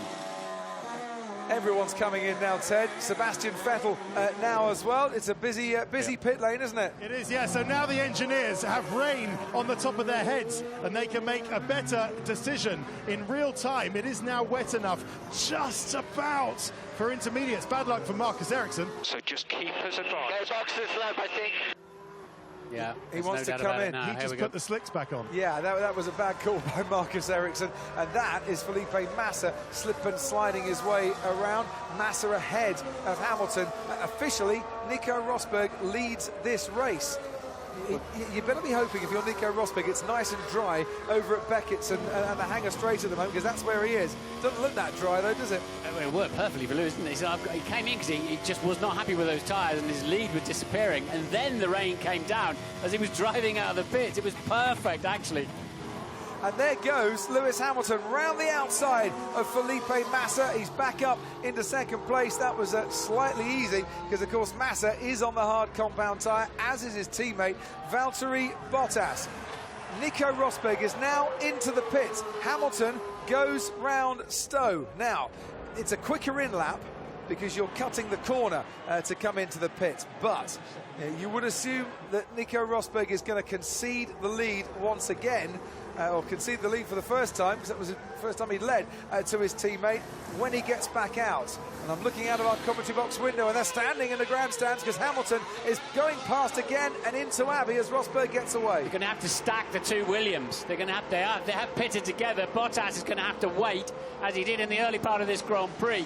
He can back off on the way in to buy that time, but he's still losing the time while he waits for his teammate to get service. And this is not going to help Valtteri Bottas at all, Martin, because Sebastian Vettel's just gone past our commentary box, and it might be that Vettel is going to be ahead of at least Valtteri Bottas, possibly even Felipe Massa as well. Hamilton leads this race. Nico Rosberg is second in this race. I make it that Sebastian Vettel is now third in this race from Felipe Massa and Valtteri Bottas. The rain has come in and it has changed the order all around here, and Sebastian Vettel, who was overtaken by his teammate in the early stages, was running second at the two Ferraris, is now on the podium as off the track goes Valtteri Bottas. Because Vettel pitted on the magic lap, like Hamilton. Lap 43 was the sweet spot, and Vettel was right in there as well. One lap later, and it's cost them dearly. I think Kimi Raikkonen's gone off on the track and went off at Stowe and has carried on his way again. And I have to ask you the question here, Martin. Oh, well, in a minute. And expect this to be the worst of the heavy rain, and then it should just dry out. How long does it last, and do you need the full wets in certain parts? Will the Inters be enough? It's enough for Lewis Hamilton out in the lead. They should be fine. There should be enough water clearance on those, unless we have a heavy downpour. There should be enough water clearance on these. It's only really get a lot of aquaplaning with a heavy standing water. Clearly, there's there's no puddles out there at the moment. But Hamilton then is going to have a big lead, isn't he? A very big lead. Isn't he just? Ted, down to you. That pit stop of Hamilton's, do you remember, Martin? You didn't think it was time at that point, the right time. I didn't think it was the right time. About 10 seconds after he made it, it was the perfect time. So I don't know if they've got some of those, crystal devices down there at Mercedes, but amazingly, that was a beautifully timed, perfectly timed stop by Lewis Hamilton. So credit to whoever called that one. Kimi Raikkonen's Inters have already burnt out. So unfortunately, all the laps he had to do on the Inters when it was dry, they feel like they might need some new Inters, which would be a shame. Just quick one on Nico Hülkenberg. Both Force Indias stopped for... The rain is getting heavier. Okay, Felipe, not too bad in the pit lane. Easing off in the pit lane. Yeah, in the pit lane, I can now see blue sky from where the rain has been coming. The weather has been coming now, Crofty. Excellent. But Hulkenberg overshot. Oh, we've got a Mana Marussia off the track at the last corner. I'm not surprised, because they've been on their intermediates for quite a while. And that Mana Marussia, it might have been Will Stevens. I'm not quite sure, because I couldn't quite see it from the commentary box. Everything changing around here. Fernando Alonso is in the points after all that. It was Roberto Merri that went off the track, Martin. Alonso up into the points ahead of Ericsson, who of course had to pit for his slick tyres and then had to come and pit for the intermediates again. So that is his first point that stays that way of the season.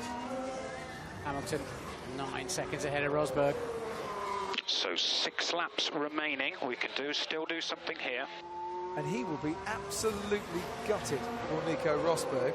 This time last year, he was out of the race. His gearbox had cost him a chance of victory. And now, fast forward 12 months, and the rain might have cost him a chance of victory, because in the dry, he was absolutely cruising up to his teammate. Look, his brakes into Vale there. He's 6/10. He was 6/10 up in the first 2 sectors of this lap.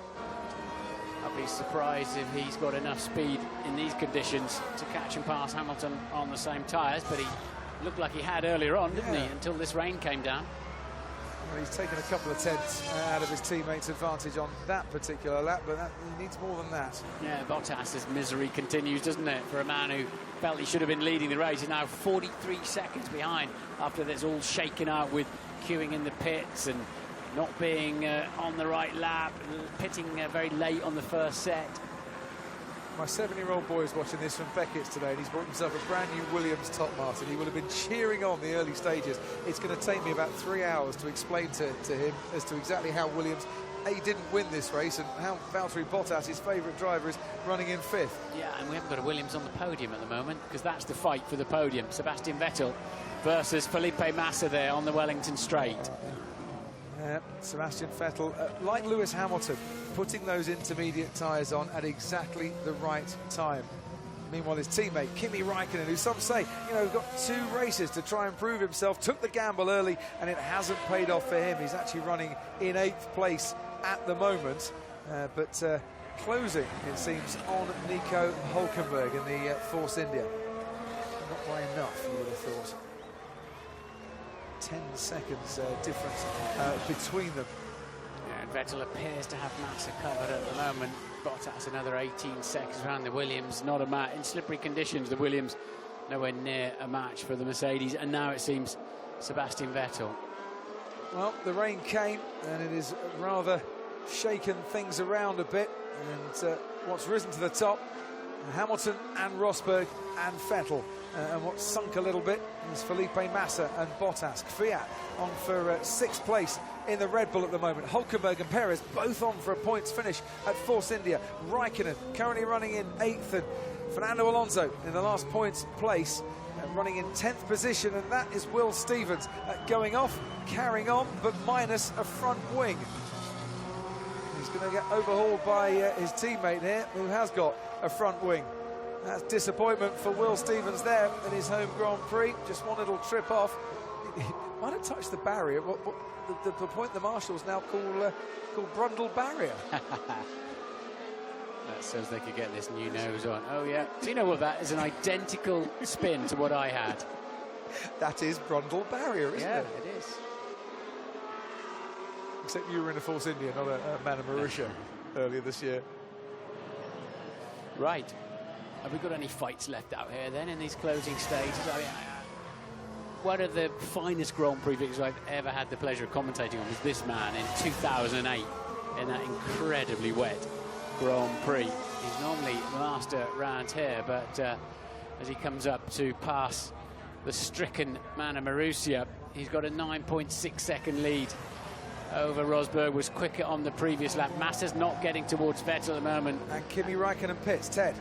Yeah, Raikkonen's got a free pit stop. He's got the gap to the enough of a gap. Only takes 19 seconds to do a pit stop round here. He's got more than that to Perez and Alonso behind him. So they're putting a new set of inters.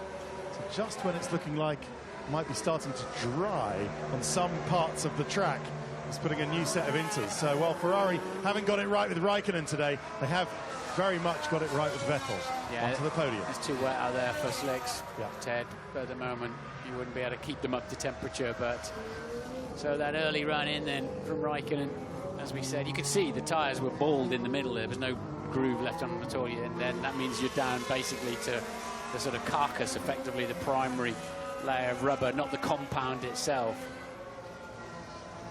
So there he is, Lewis Hamilton, July the 5th. 2015. We celebrate the 62nd anniversary of the French Grand Prix in 1953 that Mike Hawthorn won, the first Formula One World Championship Grand Prix won by a British driver. Here at the British Grand Prix this afternoon, Lewis Hamilton might be about to celebrate that particular win in very fine patriotic style. And well, he got his pit stop timing absolutely right when the rains came down, and I suppose after Monaco, Martin, he's owed that, isn't he? Yeah, it worked out beautifully, didn't it? He might be number 44, it might be his favourite number, but 43 today was the one, wasn't it? That was the lap to come in on. Made the difference. And has a very substantial gap now to his teammate. The British fans, not all of whom here to cheer on Lewis Hamilton. Jenson Button, Will Stevens have their flags, Sebastian Vettel and Fernando Alonso and Kimi Raikkonen have theirs too. And Lewis expecting further light rain in a couple of minutes. And there is the rain that you can see at the moment. All the drivers given great support here at Silverstone, but with 3 laps remaining, those that have put Lewis or Hamilton on their flags are getting ready to start their own personal party in the grandstands. Didn't say anything, don't want any commentator's curse on that. I don't believe in the commentator's curse. We can't believe in the commentator's curse. We'd never say anything. That's true. George Lucas watching on. He is at Mercedes today. He's picked the right garage to stormtroop his way into. It's curious, could only happen, I guess, in the British Grand Prix. It's lightened up a treat out there now and started to rain a little bit more at the same time. Yeah, it's got 3 more laps and then it can stop raining as well. On board with Lewis Hamilton. And let's say one here in the dry, one here in the rain. He'd done it in both conditions. He's shifting today. up, he's short shifting, just dulling the engine power. So rain intensity is increasing. Yeah, just pull the gears early, dull the torque, dull the power, squeeze the throttle like it's got an egg underneath it. You don't want to brake. No traction control on these cars. And you can spin these in their own length if you wanted to, in terms of the amount of torque you could put into the rear axle. What a crazy, crazy race this has been. Started on pole, of course. Didn't even get to lead into the first corner as he was overtaken by Valtteri Bottas and by Felipe Massa. Williams running 1 and 2. Will they regret the decision not to let Bottas attack his teammate Felipe Massa when he was the fastest man on the circuit and try and stretch an advantage? Massa, given the preferential strategy, the Mercedes having to wait behind both Williams. Tire is just not working at all. Bottas sounding now frustrated and fed up, and that his tyres aren't working. We had a safety car because of a crash with Maldonado and Grosjean, and Button getting caught up in that as well. Ricciardo and Verstappen and Sainz, and also retiring from this race. Felipe Massa didn't even start this race. Kimi Raikkonen great early on, but has fallen back now. The rain has come, and Sebastian Vettel, like Hamilton, making a pit stop at just the right time to promote himself and his Ferrari up into the podiums. What a British Grand Prix, Ted Kravitz, this has been. Indeed, and I'm down in the Silverstone-based Force India garage, and they're a happy lot, and so they should be, because they also timed their wet pit stop to perfection. Hulkenberg 7th, Perez 9th, so both cars in the pit, in the points, which is good for them. Fernando Alonso, first points of the season. Crofty, could it be? Yeah. And also a good shout out to Roberto Merri. Stevens has had troubles, but Merri's kept his nose clean, and in 12th, that would be his highest, Mannor's highest of the season as well. Kept his nose on, more importantly. Is this the time of the race, Martin, where you start to feel a little bit relaxed and a bit easy normally, but in these conditions it's impossible? No, it's the time of the race where you focus very hard on the white painted lines and the shiny curbs, and keeping everything going. Stop listening to the little noises that you suddenly started creeping in you hadn't heard before, but you treat the curbs like the hind legs of a donkey, basically, because they can be treacherous. So, for the 2-time British Grand Prix winner Lewis Hamilton, there are now just over 3 miles to go before his 3rd British Grand Prix victory can be celebrated. As we ride on board with Fernando Alonso, I'm sure he won't even care about coming home 10th, but it is a milestone, his first point on its way back as a McLaren driver. For Mercedes, celebrations for the team today, who should, as it stands, get 2 cars on the podium for what will be the 9th consecutive race, and that will tie the all-time F1 record. Ferrari have held that since 1953. For Hamilton, you know, the personal goal after the disappointment of Austria and Monaco, of Spain, the European races where his teammate took victory, he's come home and he's going to find today that there is no place like home. Look at the support that he's getting and listen to the cheers. Sun's coming out, and the sun's very much come out on Hamilton's race today. It looked challenging, didn't it, in the beginning, and the Williams looked good off the line and fast enough in the race, but he kept station, just kept a brief on, watching brief on them, and the pit stops, both of them actually have worked brilliantly. The early stop to slicks and the wets, then the inters, I should say, later on. And now there's not an awful lot of grip out there. They're tippy-toeing around. We went on board with Fernando Alonso, looking like, it was so slow, it looked like his first ever lap in a Formula 1 car. There's no grip out there, it seems. Well, he will be dancing, I'm sure, around these final corners. There they go. The standing ovation starts. Lewis Hamilton has 3 more corners to negotiate as the sun bursts through the clouds. Silverstone looks brilliant on this Sunday afternoon, and for Lewis Hamilton it is the hat-trick of British Grand Prix wins. Hamilton wins at Silverstone in 2015. It wasn't easy, it wasn't all plain sailing, but in the end he came through, and the championship leader extends once again his championship lead as his teammate Nico Rosberg comes home in 2nd place, ahead of the Ferrari of Sebastian Vettel, who, after missing out on the podium in Austria and Canada, is back in the top 3 again.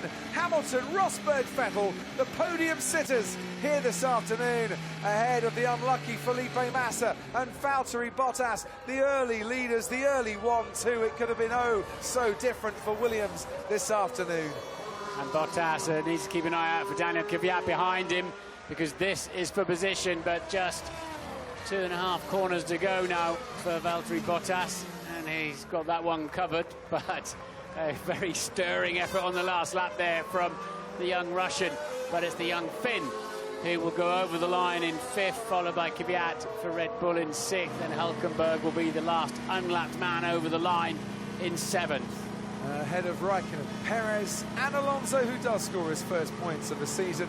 Ericsson, the lone Sauber in the race. Roberto Merri and Will Stevens, who have their best ever finishes in Formula 1. Get in there, Lewis. Great race, mate. Great race. Fantastic win. Absolutely unbelievable drive, Lewis. Fantastic. Well done. Great guy. Great job, guys. I'm so happy with that. Thank you to all the fans that come in. That one was for you. Thank you. His previous wins at the British Grand Prix from outside the top 3. You could argue he had to do that again today after conceding the advantage of pole before the very first corner. And he's going to drive off the track and get a bit closer to his fans and celebrate as close as he can with them. Because they have to get the engine and gearboxes through the season, only 4 motors allowed. They don't really, they frown upon you doing donuts now, unfortunately. We'll see him do that if and when he wins a World Championship towards the end, if not the very last race of the season, but they don't like you going round and round. Ragazzi, grande, nice one. Back-to-back British Grand Prix victories for the first time since David Coulthard achieved it. Hamilton ahead of Rosberg and Sebastian Vettel on the podium here at Silverstone for, well, the first time since 2012. Massa and Bottas disappointing in the end for Williams, and I'm sure they'll be a bit glum about that, although they score more points, of course, than Ferrari did, and that's the team they're battling with in the championship.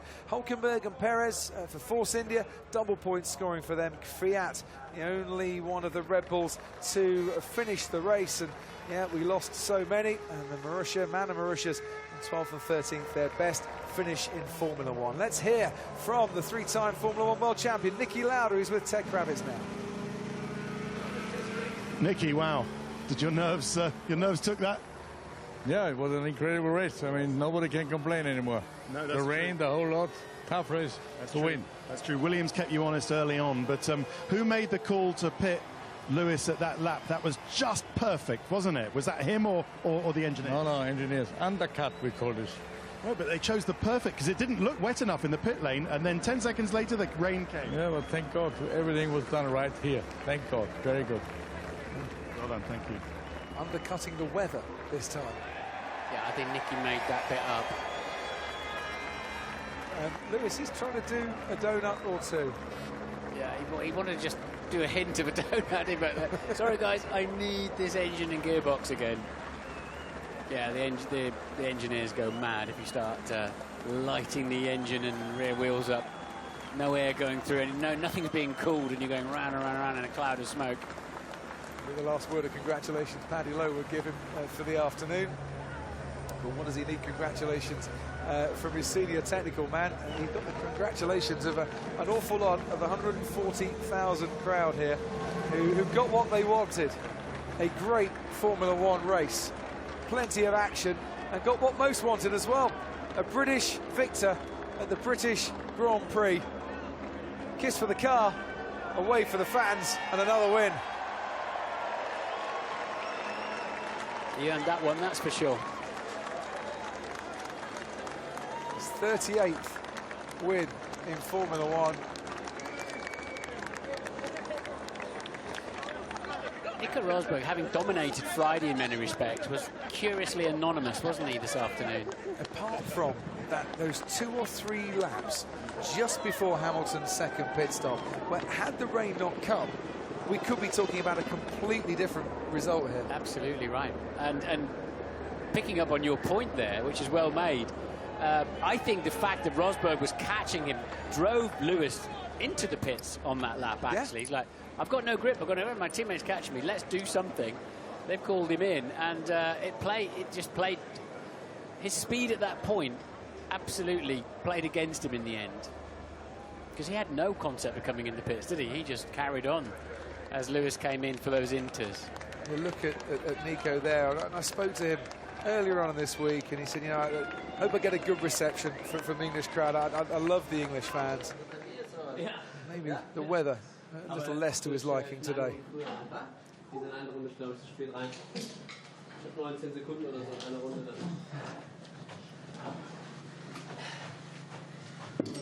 Congratulations. Take care. Sit. Whew. The rain came.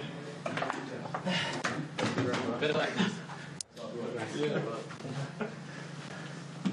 Good job.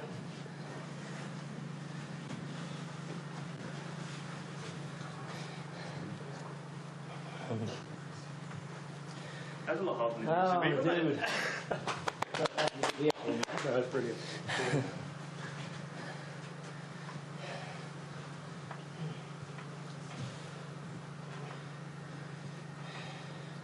Was hat der Kimi gemacht? Eine Runde viel zu früh rein. 3-4 Runden zu früh. Also nur in der Kurve. Also musste halt alles viel probieren. Oder? Ich weiß nicht, was er hat. Der war viel zu früh rein. Oder einfach unnötig. Also da war am Anfang nur die eine Kurve. Da war nur 7 Yeah, first time in my whole career I've made a call that good. Is that the best call Lewis Hamilton has made in his career? Never in my career have I made a call that good, suggesting it came from him. And you could be right then. His teammate pushing him in to that decision. Looking at Rosberg's reaction there, Martin, as much as Lewis Hamilton feels that this is the perfect moment for him, Rosberg feels that, well, what could I have done? Everything was against me today, the way that looked to him.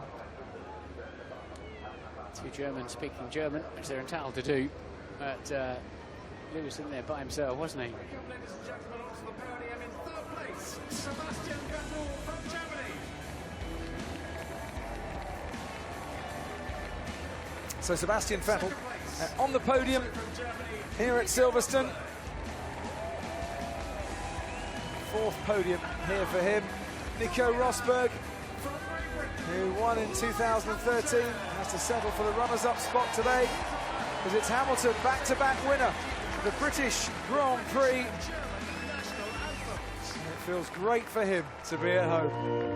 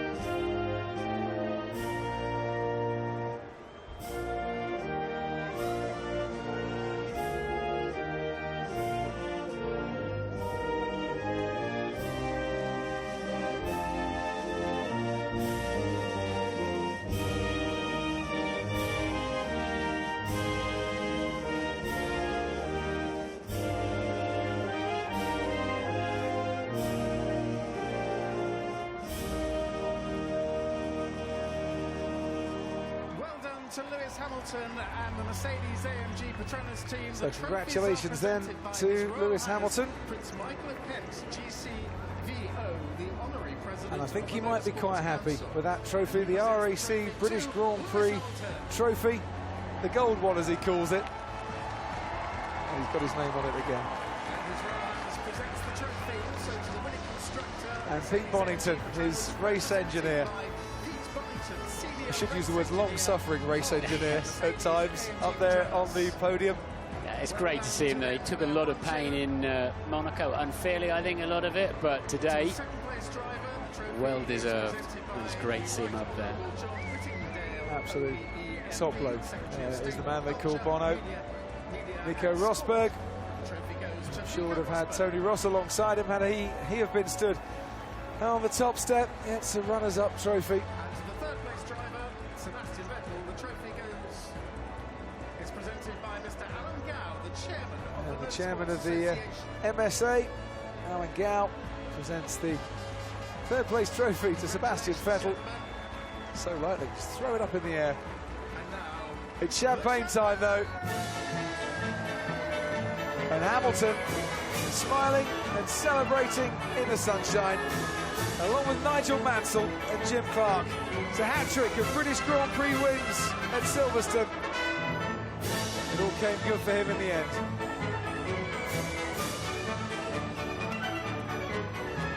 Waste of good champagne.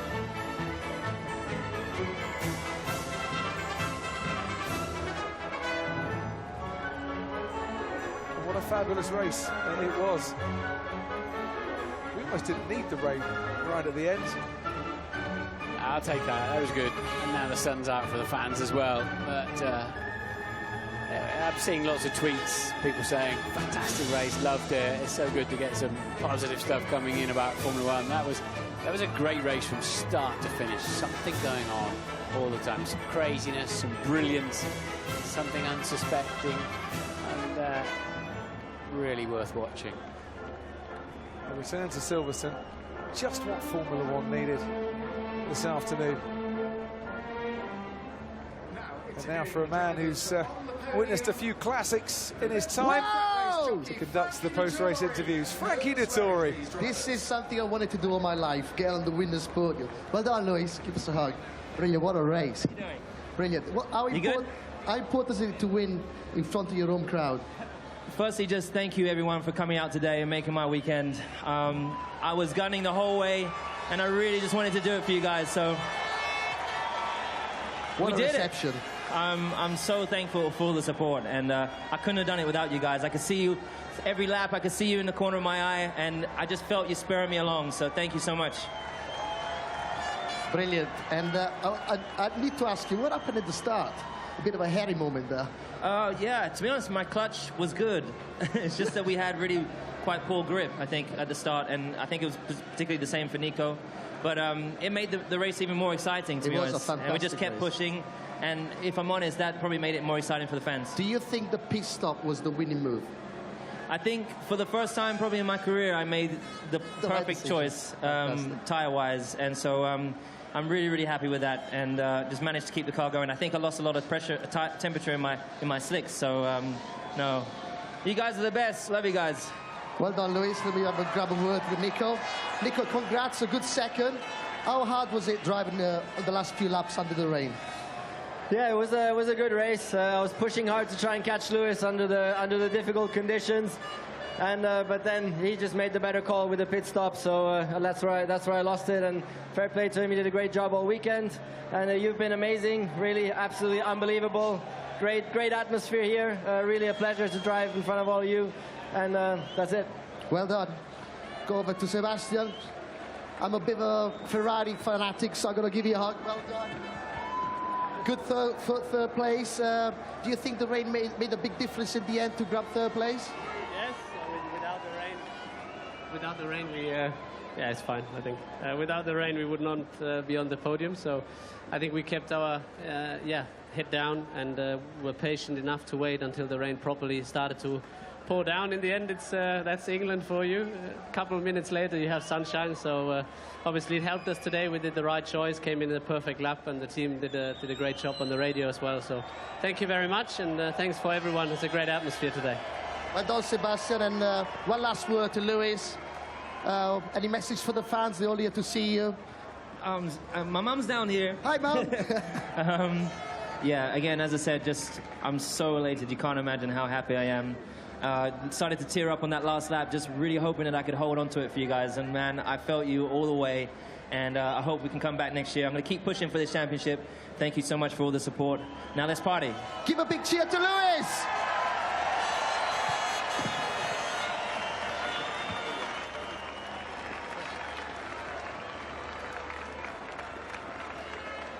Well, how about that?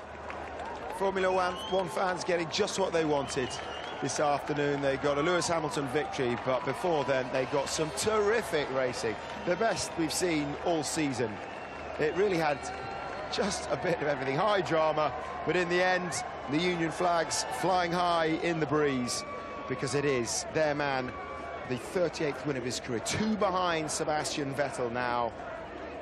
And a lot of smiling faces out here on the track at Silverstone. Next up for us, no German Grand Prix. Remember, that's not taking place this year, so it's a 3-week gap until the next race, which is from Budapest, the Hungarian Grand Prix. The weekend is shaping up like this, with the F1 show from 5 on the Friday, qualifying from 12 on the Saturday. And the race, usual European timings, it's lights out at 1. Now, the Ashes Summer gets underway this week, Wednesday, Cardiff from 10 a.m, the first of 5 tests. Can England regain the urn? 10 in the morning, instead, on Sky Sports Ashes channel. We want to hear from you. What a race that was, and Crofty's up there ready to answer all your questions. Hashtag Ask Crofty. Hey, Crofty, that was fantastic to watch. What was it like to commentate on? Exhausting, to be honest. Martin Brundle's just headed out to find an ice cream and a quiet corner. I'm trying to log in to the Twitter sphere now, and if I get any complaints today about Formula One being boring, well, I'll come round to your house and I'll answer in more than 140 characters. That was sensational, in the sunshine and the rain. Loved every bit of it, but let's discuss it. What were your highlights? What were your lowlights? Because there'll be a few Williams fans thinking, well, how did that one slip out of our hands? There'll be a few Ferrari fans thinking, brilliant, Vettel got on the podium as well. Something for everybody, so everyone can join in. What's your view?